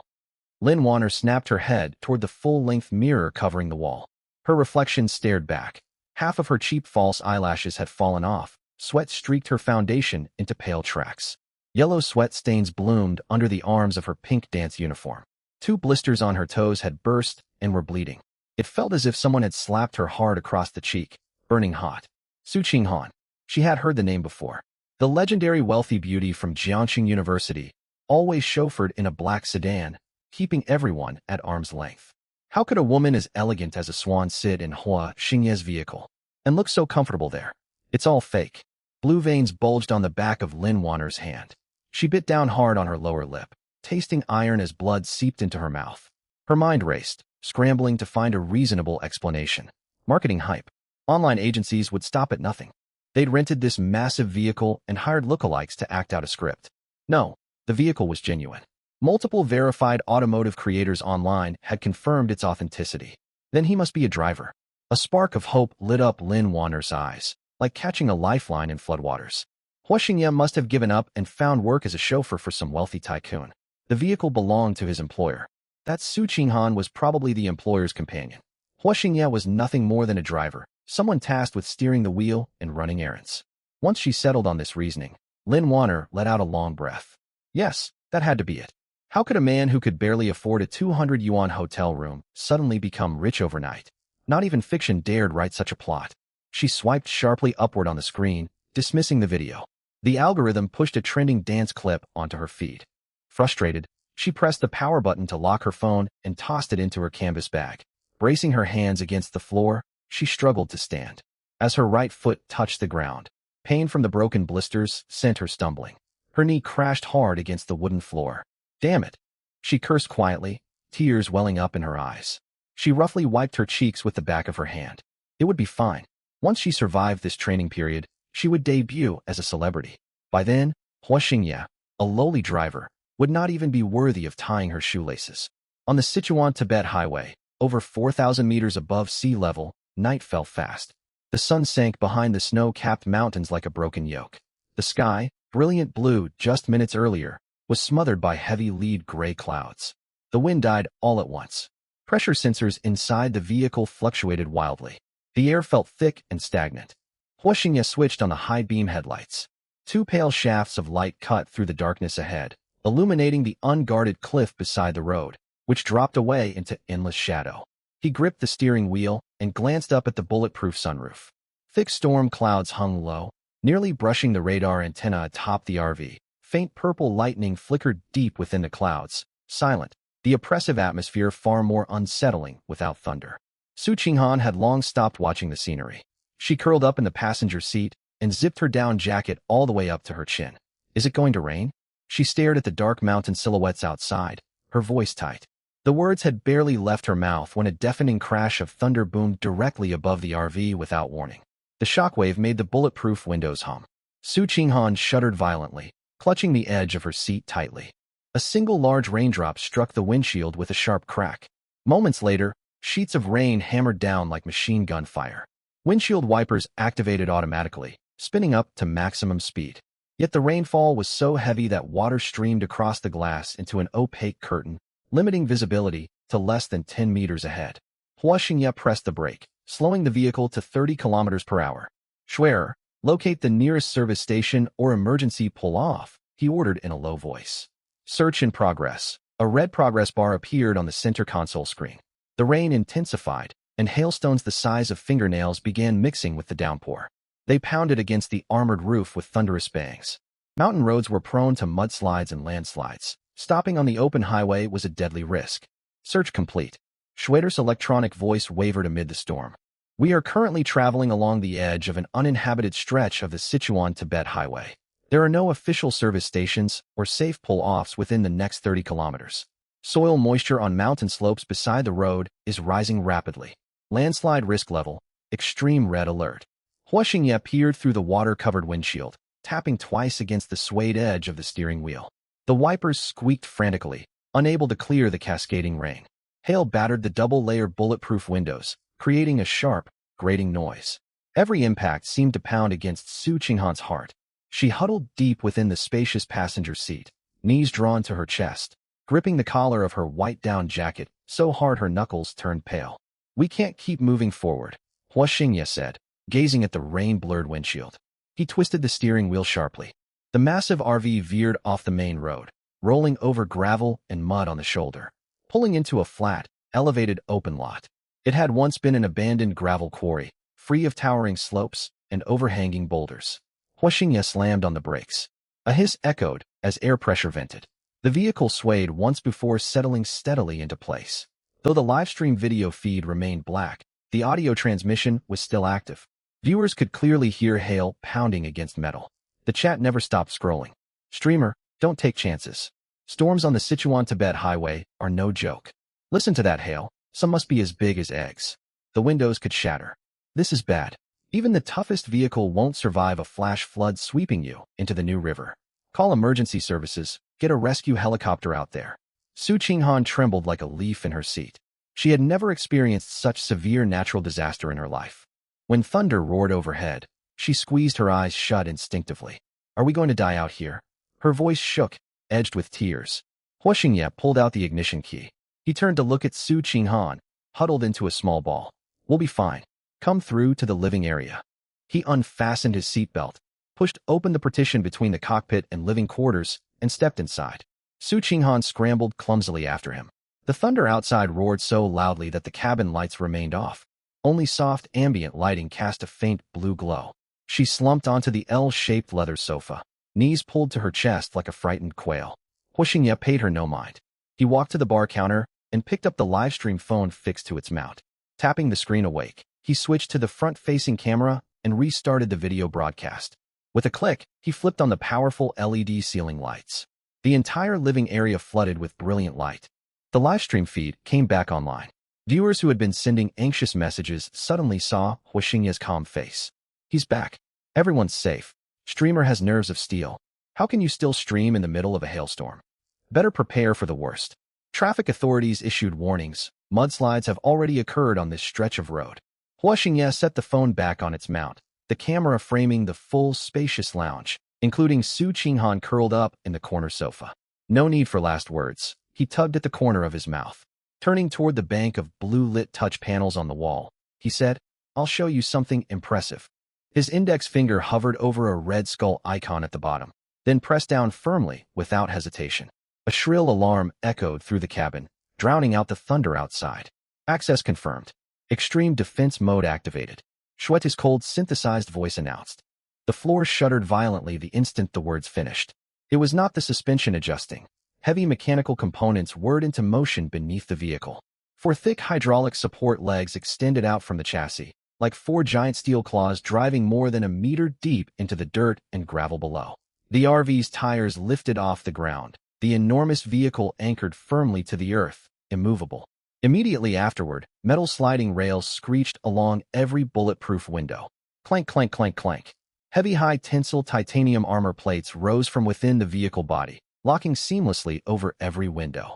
The wind, rain, lightning, and thunder outside were completely sealed away. In 3 seconds flat, the luxurious RV transformed into a seamless steel fortress. Hail struck the thick armor plates, reduced to dull thuds. A heavy silence settled inside the cabin. The livestream chat froze.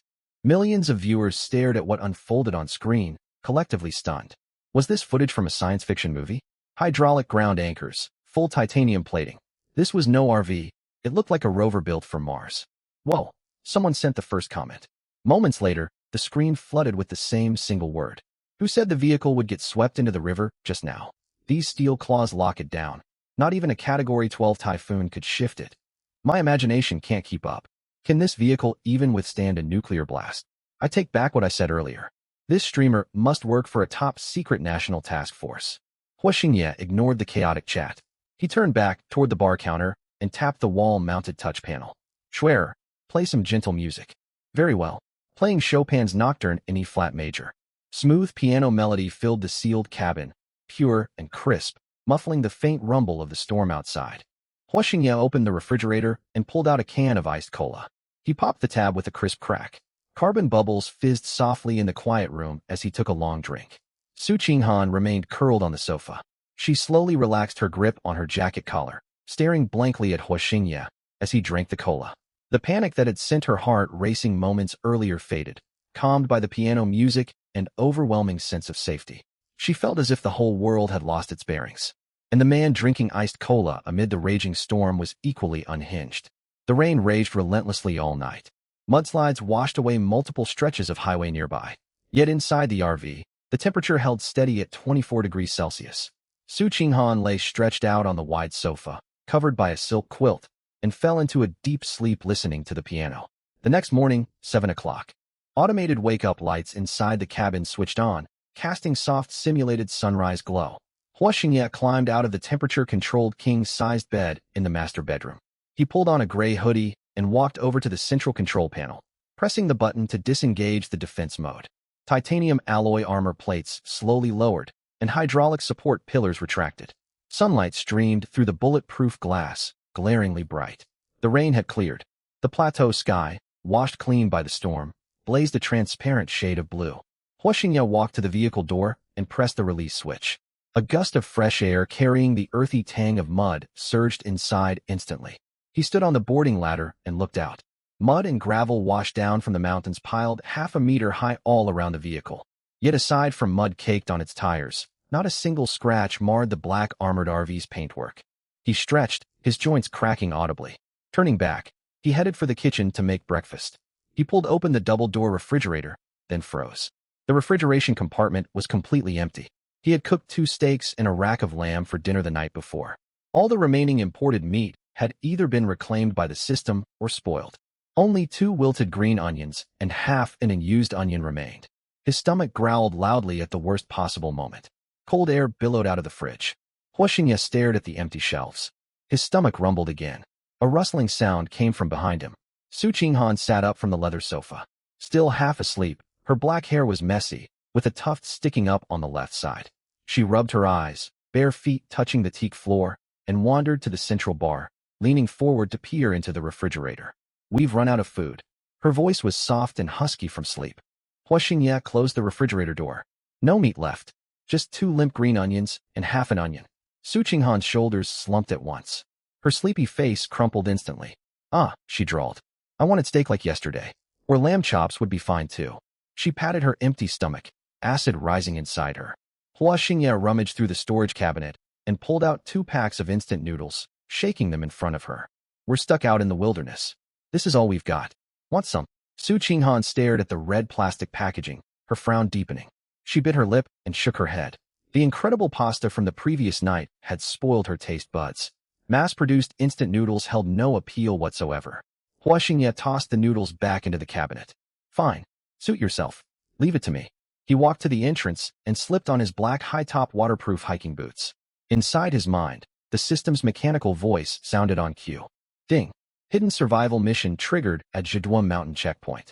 Detected critical supplies shortage for host. Bonus reward distributed. Master-level wilderness survival skill. A flood of information surged into his mind, bringing no discomfort. Hua Xingye felt his muscles tense faintly, and his bones emitted soft clicks. His sense of smell and hearing amplified several times over. He could distinctly pick out the muddy scent outside and the faint residual musk of some rodent further away. Grab a folding stool and bring the barbecue grill from the storage compartment. Hua Xingye tossed the words over his shoulder, grabbed the live stream phone mounted on its holder, pushed open the door, and jumped down. The heavy rain had scoured the plateau clean. Beside the abandoned material yard where the RV was parked stretched an endless alpine meadow. The grass, saturated with rainwater, glowed vivid green, dotted with crystal droplets on every blade. The air was crisp and cold, chilling his lungs as he breathed it in. Hua Xingye opened his Douyin livestream. Within 30 seconds of going live, tens of thousands of viewers flooded in, all lingering fans drawn by his breathtaking heavy truck drive through the storm the previous day. Finally, Liv, I thought the streamer got struck by lightning. Look at this scenery. Post-rain Sichuan-Tibet highway is stunning. Is this the joy of RV travel? He seems to be searching for something. Hua Xingye flipped the camera to face the grass at his feet. We're out of groceries. The fridge is empty. He spoke into the microphone. I'm going to hunt some wild game for us. He trekked across the slippery, muddy meadow. His footing slid for a moment. He twisted his body, planted his foot firmly on a protruding stone, and regained balance. The live chat flooded with amused laughter. Hua Xingye ignored the comments. His gaze swept the knee-high grass like radar, then halted. He knelt down and angled the camera toward a flattened mud pit. Watch this. 2 shallow indentations marked the mud, a smaller pair in front and a larger pair behind, arranged in a strange Y shape. He stretched out an index finger, picked up 2 small black round droppings the size of soybeans beside the prints, and sniffed them. He rubbed the droppings between his fingers, revealing undigested grass fibers inside. Plateau hair. He brushed the residue off his hands. The droppings are still damp, not fully washed away by last night's rain. That means they were left early this morning. It hasn't gone far. The live stream fell silent for a beat. Does the streamer actually know this?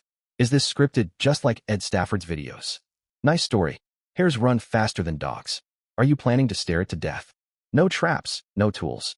How exactly are you catching it? Hua Xingye stood up. He secured the phone to a low azalea bush, adjusting the angle to capture the open meadow 10 meters ahead. Then he lowered his center of gravity, knees bent, like a cheetah locking onto prey. A faint rustling drifted out from deeper in the grass, the sound of teeth gnawing tender grass roots. Less than 10 meters away, Hua Xingye held his breath. He stepped forward gently, placing his toes down first to avoid snapping dry twigs. 1 step, 2 steps, 3 steps. 2 plump plateau hares came into view, their backs turned as they fed greedily.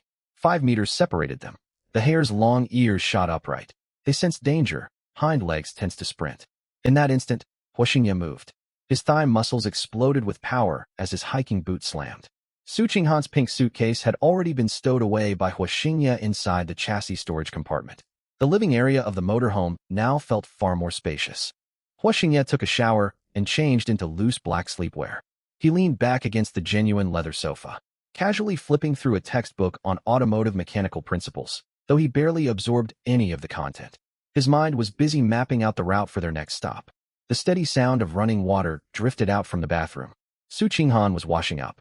The motorhome featured excellent sound insulation, yet in the profound quiet of the cabin, the soft splashing of water hitting the tiled floor could still be faintly heard, mixed with the low hum of the ventilation fan.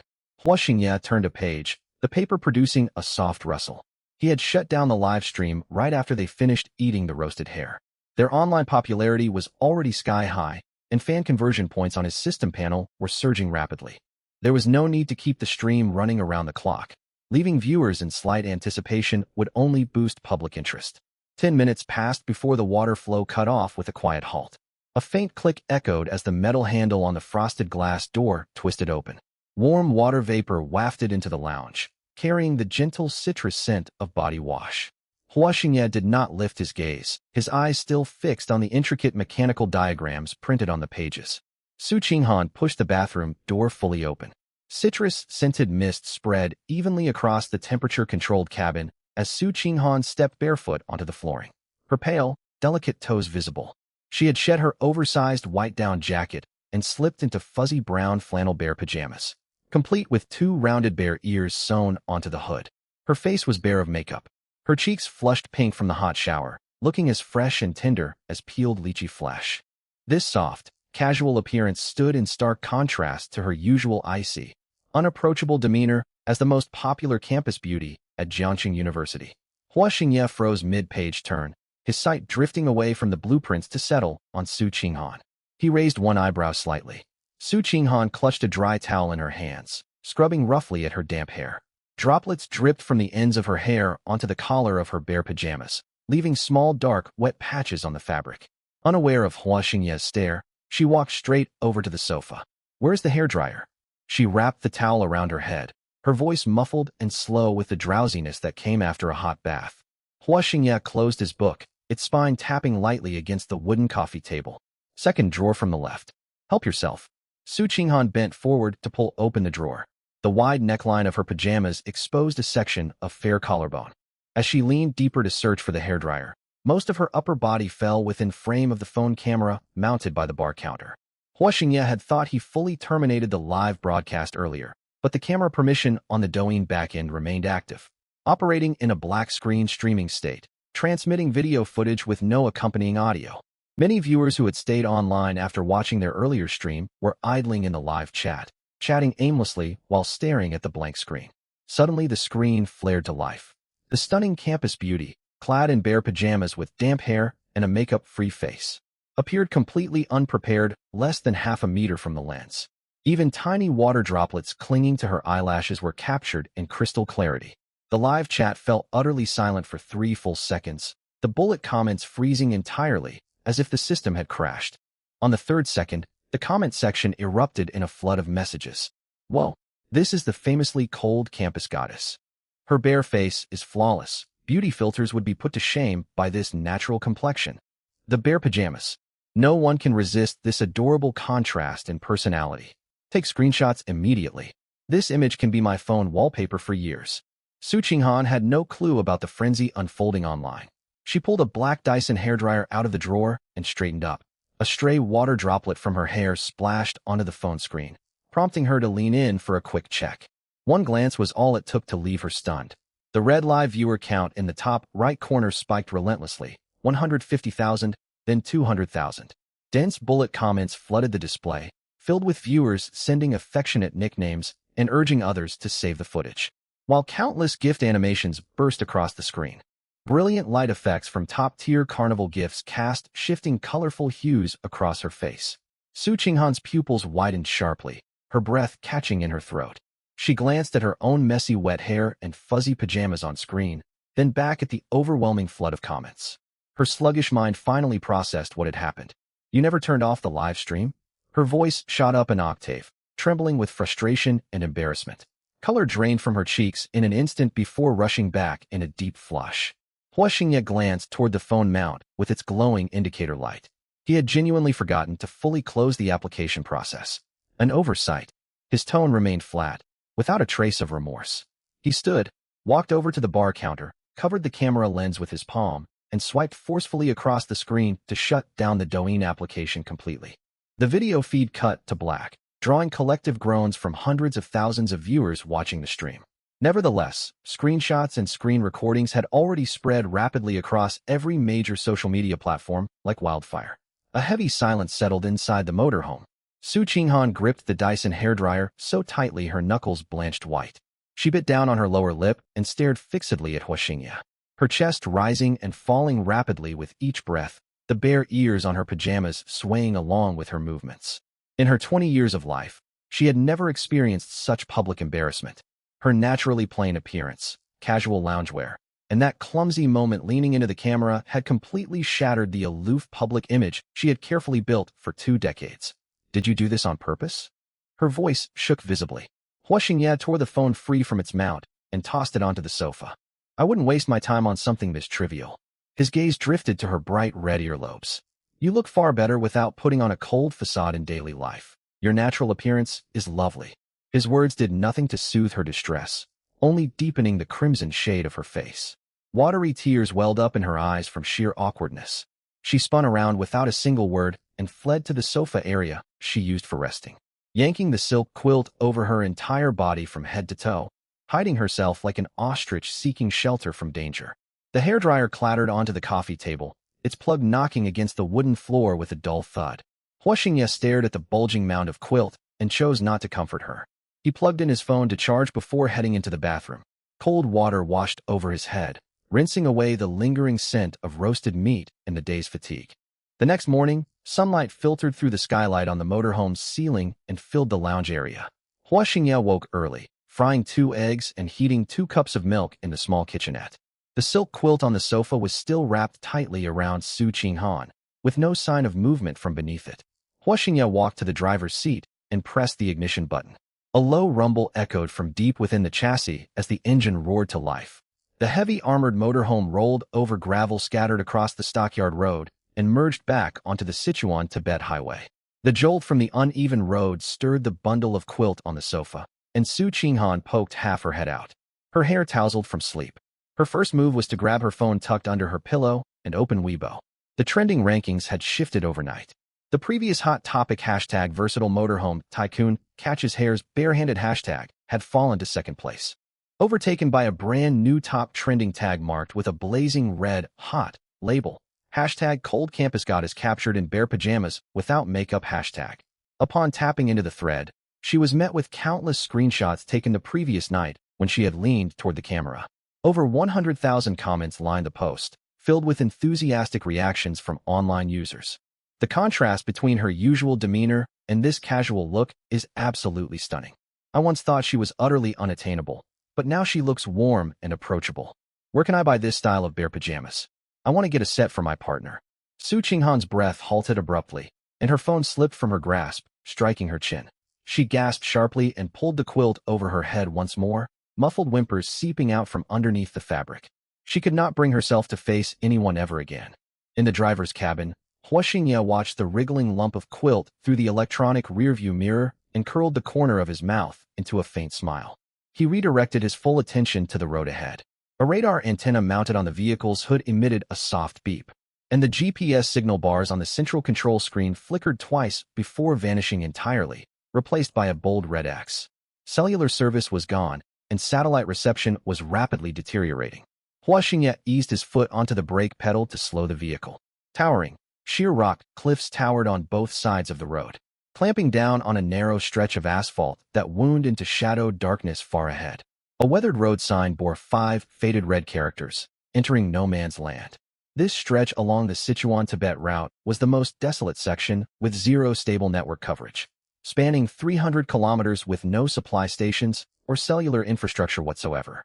Hua Xingye tightened his grip on the suede steering wheel as the motorhome let out a low roar and plunged into the shadowed, lifeless canyon passage.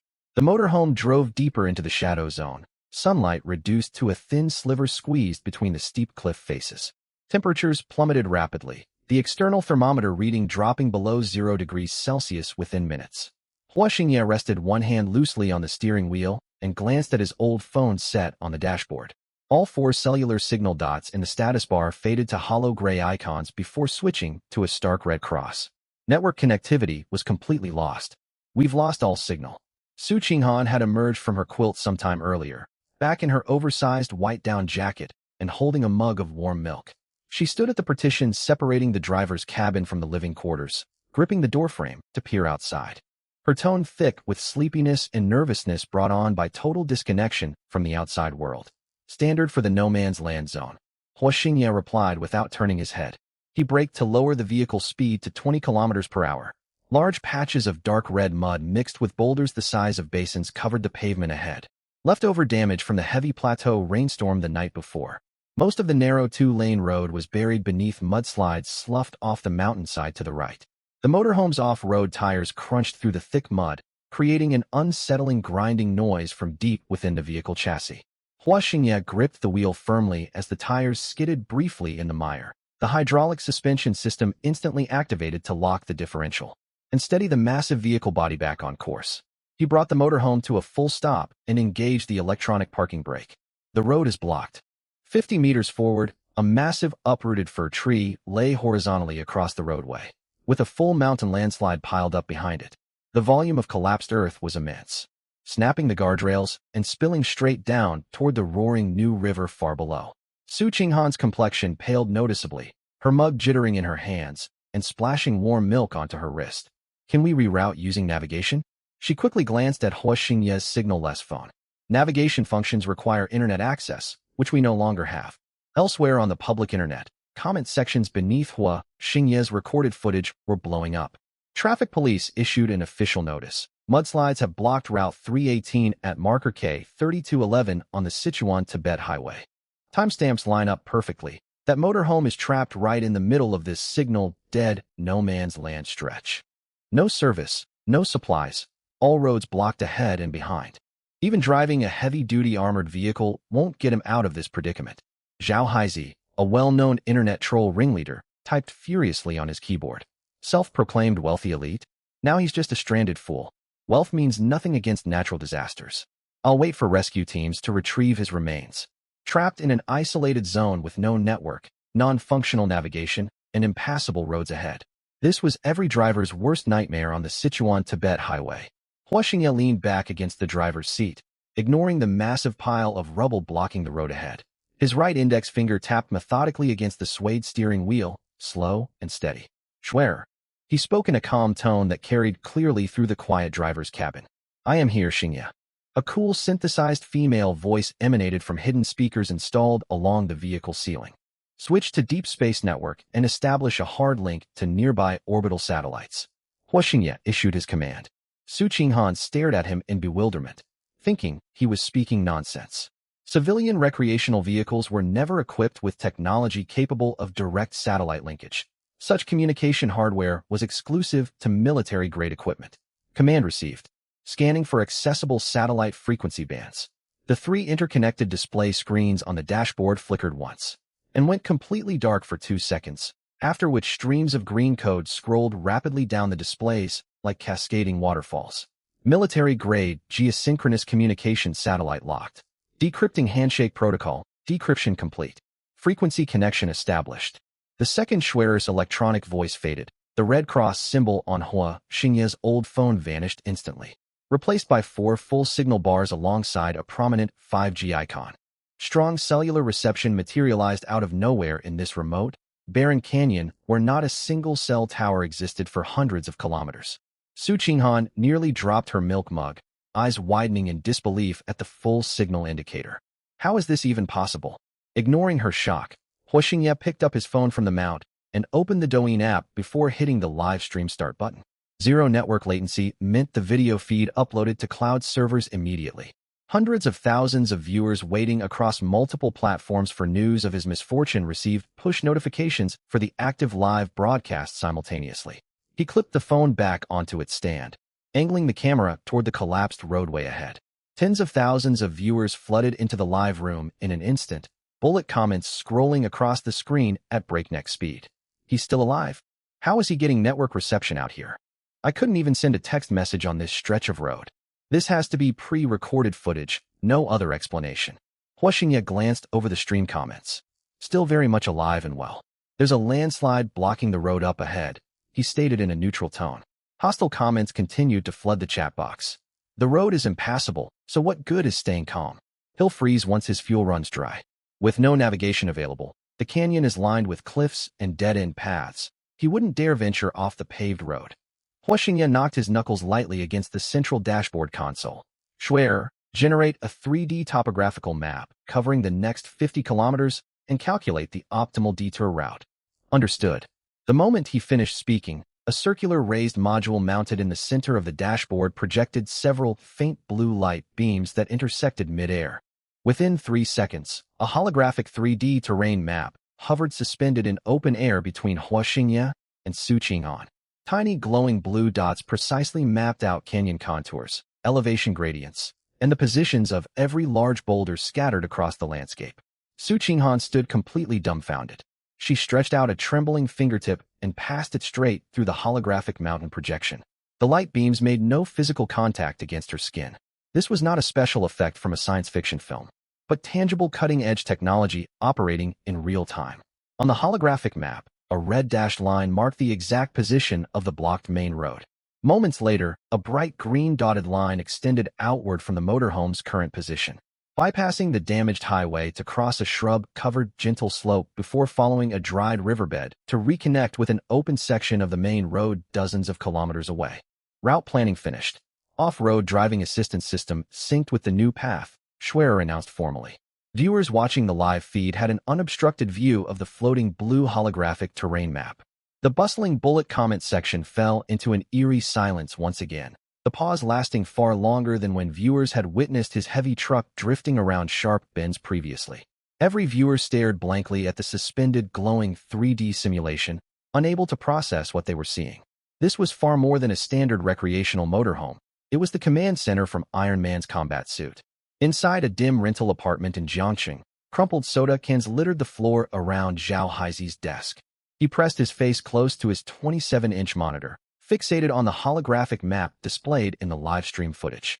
The cool blue glow of the screen reflected off his forehead, shiny from prolonged late-night gaming and browsing. His hands shook uncontrollably, not from cold, but from a chaotic mix of overwhelming excitement and self-doubt. He had worked as a professional online troll ringleader for 5 years, accepting paid commissions or harassing newly popular internet personalities out of personal dislike by mobilizing hundreds of fake bot accounts to flood their comment sections with abuse. He derived a twisted sense of self-worth from watching these creators crumble, defend themselves, or delete their accounts amid online harassment. A fleeting source of pride to fill the emptiness of his cramped 10-square-meter rental home. 2 days prior, he had seen a job posting offering payment to tarnish the reputation of a Douyin creator operating under the username Starry Wild Hardcore Motorhome. The employer had transferred payment promptly, so Zhao Haizi had led a coordinated smear campaign, spreading mocking remarks and false claims that all the creator's content was scripted performance.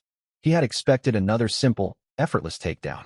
Over the past 2 days, however, he had glued himself to his screen, searching tirelessly for flaws. Edges of green screen backdrops, cheap prop vehicle parts, unnatural acting within stage scenarios. Instead, he watched the motorhome outpace a luxury Porsche on hairpin mountain bends, deploy titanium armor plating to shield the vehicle from brutal hailstorms, and witnessed the man sipping cold cola calmly amid raging thunderstorms.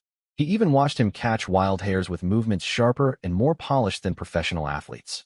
Now this same man had access to military-grade deep space satellite communication and functional holographic 3D mapping technology. Zhao Haizi's Adam's apple bobbed up and down as he swallowed hard, his throat parched and dry. His worldview had crumbled entirely to pieces. None of this could possibly be staged content. What he witnessed was pure technological superiority, far beyond public comprehension. His malicious keyboard jabs and sarcastic remarks were nothing more than meaningless noise against such overwhelming power, making him look like a pathetic attention-seeking troublemaker. Admiration for strength is an innate human instinct, even for keyboard warriors. When an opponent's capabilities surpass all rational understanding, envy inevitably morphs into sincere awe. His eyes grew slightly damp, not from sorrow, but from intense emotional excitement. He swiped away the involuntary tears welling in his eyes, deleted the half-finished mocking comment typed on his keyboard, and moved his cursor to open the platform's recharge page. He checked his WeChat balance, 3,500 renminbi, the full 3 months' rent he was supposed to pay his landlord in 2 days' time. Without a moment of hesitation, he confirmed the recharge request and authenticated the payment with his fingerprint. A soft payment chime sounded, converting 3,000 Chinese yuan into virtual platform coins in his account. He returned to the live stream page and hovered his cursor over the icon for the platform's most expensive gift item before clicking to send it. A dazzling burst of visual effects bloomed above the holographic map in the live stream window, a giant virtual Ferris wheel rotating across half the screen. The carnival gift valued at 3,000 RMB, the first top-tier gift sent during this live broadcast. The flood of shocked bullet comments was momentarily overshadowed by viewers reacting to the costly donation, and golden system announcements scrolled across the top of the live feed. User Zhao Haizi has sent ×1 carnival gift. Immediately after, a bold comment framed with bright red borders drifted slowly across the center of the screen. Zhao Haizi, I was wrong, brother Xingye. These past few days, I've been blind. From now on, anyone who badmouths you will have me, Zhao Haizi, digging up their ancestral graves first. I've got 500 active bot accounts under my control. I'll be your chief steward from this day forward, completely free of charge. The live stream chat fell dead silent for 2 seconds. Then it erupted in chaos. Wait a minute. Isn't this the lead troll who was stirring up hate just a moment ago? A hater turned fan? And he dropped a carnival gift on top of that. I'm blown away. This streamer's charisma even converted a professional internet troll. Total masterclass move right there. Bro Haizi, you gonna pay your rent after splashing out on a carnival? Inside the vehicle cabin, Xingye gripped the steering wheel with one hand. The off-road tires of the recreational vehicle crunched across weathered cobblestones scattered over the dry riverbed, letting out sharp, crackling sounds. A glowing blue-dashed holographic path laid out his route clearly ahead. He glanced down at the phone mounted on its bracket, spotting the flash of the incoming carnival gift alongside Zhao Haizi's public pledge message. A faint tug pulled at the corner of his mouth, a subtle twitch of his jaw. There was no trace of smug triumph, only calm inevitability. I saw the carnival. You didn't need to spend that kind of money. His voice carried evenly over the vehicle's tire and stone rumble through the microphone. You can keep the steward title. I have no need for attendance. Hold on to those accounts of yours instead. Use them to do some genuine good for once.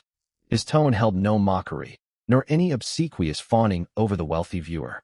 This casual disregard for the man's lavish gesture only made Zhao Haizi pound his desk in wild excitement on the other side of the screen. This was exactly the aura a true elite ought to have. He immediately typed another message into the public chat. Understood, Brother Xingye. I'll head straight to your fan group and wipe out every troublemaker sowing discord right now. With that message sent, he exited the live stream at once to carry out his promise. Su Qinghan sat in the passenger seat, cradling a mug of milk that had long gone lukewarm. Her gaze lingered on Hui Xingye's side profile. Sunlight filtering through the car window traced the sharp ridge of his nose and the crisp, defined line of his jaw. Unfiltered by any camera effects, his natural features radiated a raw, untamed grit inherent to his being. This effortless composure dwarfed every polished young heir from the Su family's social circle, clad in designer suits and swirling wine glasses at upscale galas. A realization washed over her suddenly. This Hua Xingye, who wore faded graphic tees on campus and queued up for discounted cafeteria meals, had never truly been destitute. He simply chose not to put on a pretentious show for others. We're almost reaching the paved highway. Hua Xingye pulled her back from her wandering thoughts. On the holographic map, the glowing green route was about to intersect with a thick, solid white highway line. The RV climbed the steep riverbank slope, kicking up a cloud of yellow sand as its chassis hydraulic dampers released a dull thud. The vehicle's front end lurched upward before slamming firmly onto asphalt pavement. They had escaped the collapsed, deadly stretch of the no-man's-land riverbed and rejoined the main Sichuan-Tibet highway. Hua Xingye pressed his foot down on the accelerator, the vehicle engine roaring to life. They had barely traveled 2 kilometers when he slammed on the brakes. Speed plummeted as the vehicle's air valves hissed to release pressure. Viewers in the live stream had just begun to relax, only tensing up again at the sudden slowdown. Something wrong? Another landslide? Did the truck break down? Hua Xingye said nothing. He shifted the gear stick into neutral and engaged the electronic parking brake. His stare cut straight through the large bulletproof windscreen toward the distance ahead. Su Qinghan followed his line of sight, her milk mug tilting precariously in her hands, liquid nearly spilling over the rim. Dead ahead, a massive, jagged mountain range with an unnerving, ominous aura blocked the entire highway path. Its dark brown slopes were almost entirely barren of vegetation, crisscrossed by deep gashes carved into the rock face, as if hacked open by blades and axes from peak down to base. The highway shrank into a faint, thread-like line at the mountain's foot, coiling upward along the cliffside in twisted, extreme bends like a thin white cord wrapped around a slumbering giant beast. A roadside sign stood at the mountain junction bearing the inscription, 72 hairpin bends of the New River. Long downhill gradient. High accident zone. Heavy trucks must engage low gear. A faded crimson warning placard stood beside the road, sections of its paint peeling away. Reflective lettering repeated the same hazard notice for drivers.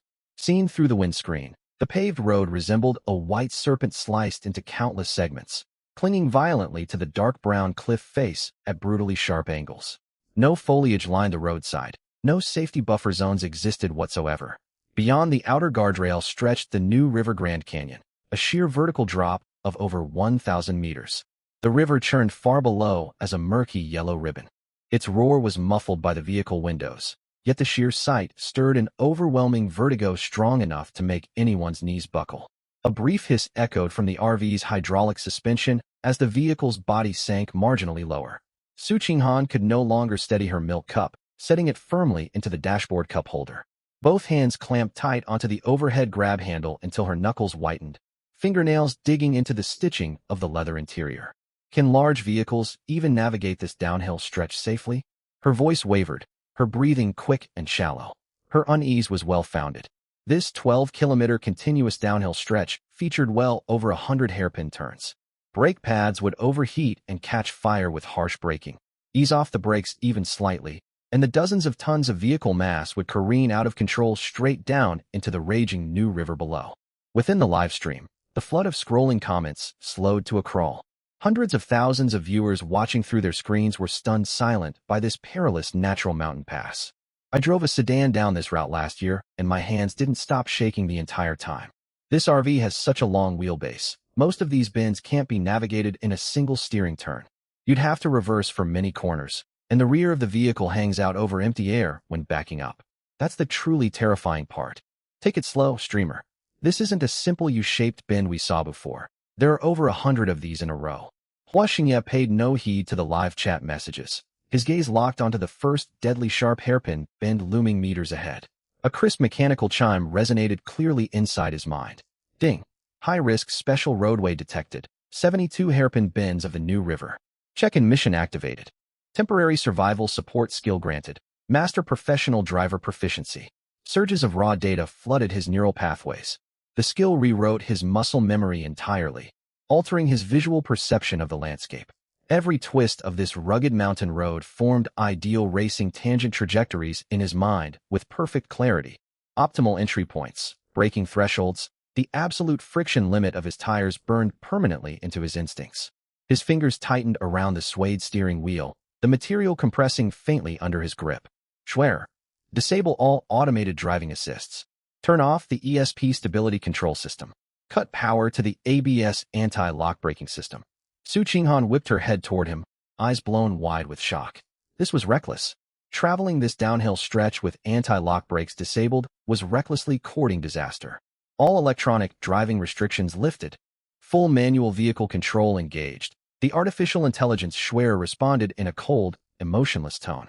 A row of bright yellow warning lights lit up across the dashboard in stark warning.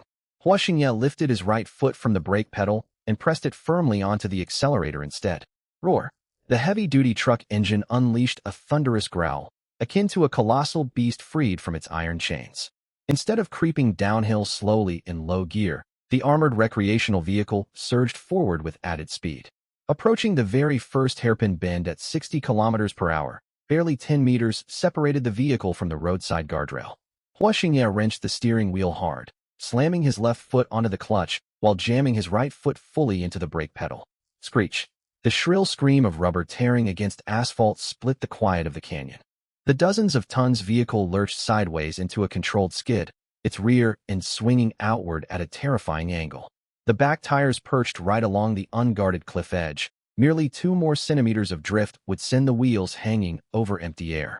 Intense friction seared the tires, wispy white smoke curling upward, and the acrid stench of scorched rubber seeped into the cabin through the air conditioning vents. He cleared the bend cleanly with a flawless drifting maneuver. Centrifugal force slammed Su Qinghan hard against the car door, her safety belt digging painfully into her collarbone. She squeezed her eyes shut tightly, a scream trapped in her throat, unable to escape. The live stream feed jolted sharply for a split second, before the entire chat window went completely blank. 100,000 viewers sat frozen, no one typing a single word. Every spectator held their breath, their heartbeats skipping in tandem with the split second the RV's rear hovered over the cliff void. Hua Xingye's gaze remained sharp and focused, every movement of the steering wheel precise as a calibrated instrument. The moment the vehicle straightened out, he hammered the accelerator once more, hurtling toward the second bend, then the third, fifth, 20th bend in unbroken sequence. Screech. Roar. Screech. Tire squeals and engine thunder echoed off the canyon walls, blending into a wild, thunderous symphony. The 10-meter-long armored RV moved through the infamous downhill death zone like a sleek black dragon, navigating every bend without the slightest hesitation. Each corner was negotiated with razor-precise edge-hugging drifts, dust swirling upward as the vehicle's rear swept alongside the cliff drop-offs. A thin layer of sweat beaded on Hua Xingye's forehead. This peak concentration of high-stakes maneuvers drained immense physical stamina. The muscles in his forearms, strained from constant steering corrections, tensed like drawn bowstrings. Yet fatigue never settled over him. Instead, his blood sang with an invigorating rush of adrenaline. The live camera captured only his cold, hardened profile and the rapidly receding rocky scenery rushing past the windows. The live chat finally snapped back into activity. No human being should have driving skills this insane. I'm kneeling right now. Even Schumacher would tip his hat to this level of control. He's driving a heavy truck like a professional rally race car. I counted 30 bends already, every single one cleared in a single drift with zero meaningful slowdown. My heart can't take this anymore. Please ease up a little, I'm begging you. The churning yellow waters of the new river drew steadily closer at the canyon floor, white rapids foaming across the current. The river's roar gradually overpowered the vehicle's engine noise. They reached the final hairpin bend, the sharpest and narrowest section of the entire pass, its pavement scattered with loose rock debris. Hua Xingye did not reduce speed in the slightest. He tapped the heel of his right foot hard against the brake pedal while pressing the tip of the same foot into the accelerator, executing a flawless heel-toe downshift with rev matching. Deafening roar. A burst of blue exhaust flames spat from the vehicle's undercarriage. The RV sliced sharply across the bend's apex with brutal momentum. The front bumper brushed perilously close against the inner cliff wall, the side mirror passing less than a finger's width from solid rock. Crack!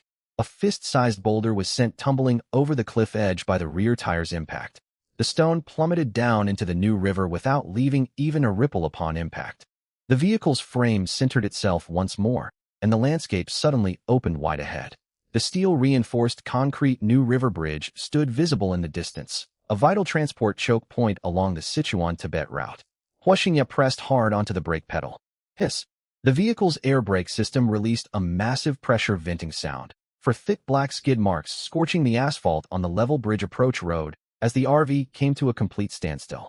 The truck halted merely 50 meters short of the armed police checkpoint stationed at the bridge entrance. A heavy silence blanketed the cabin, broken only by the low, idle hum of the engine and the faint whir of the air conditioning fans. The thunderous roar of the new river reverberated loudly through the windows.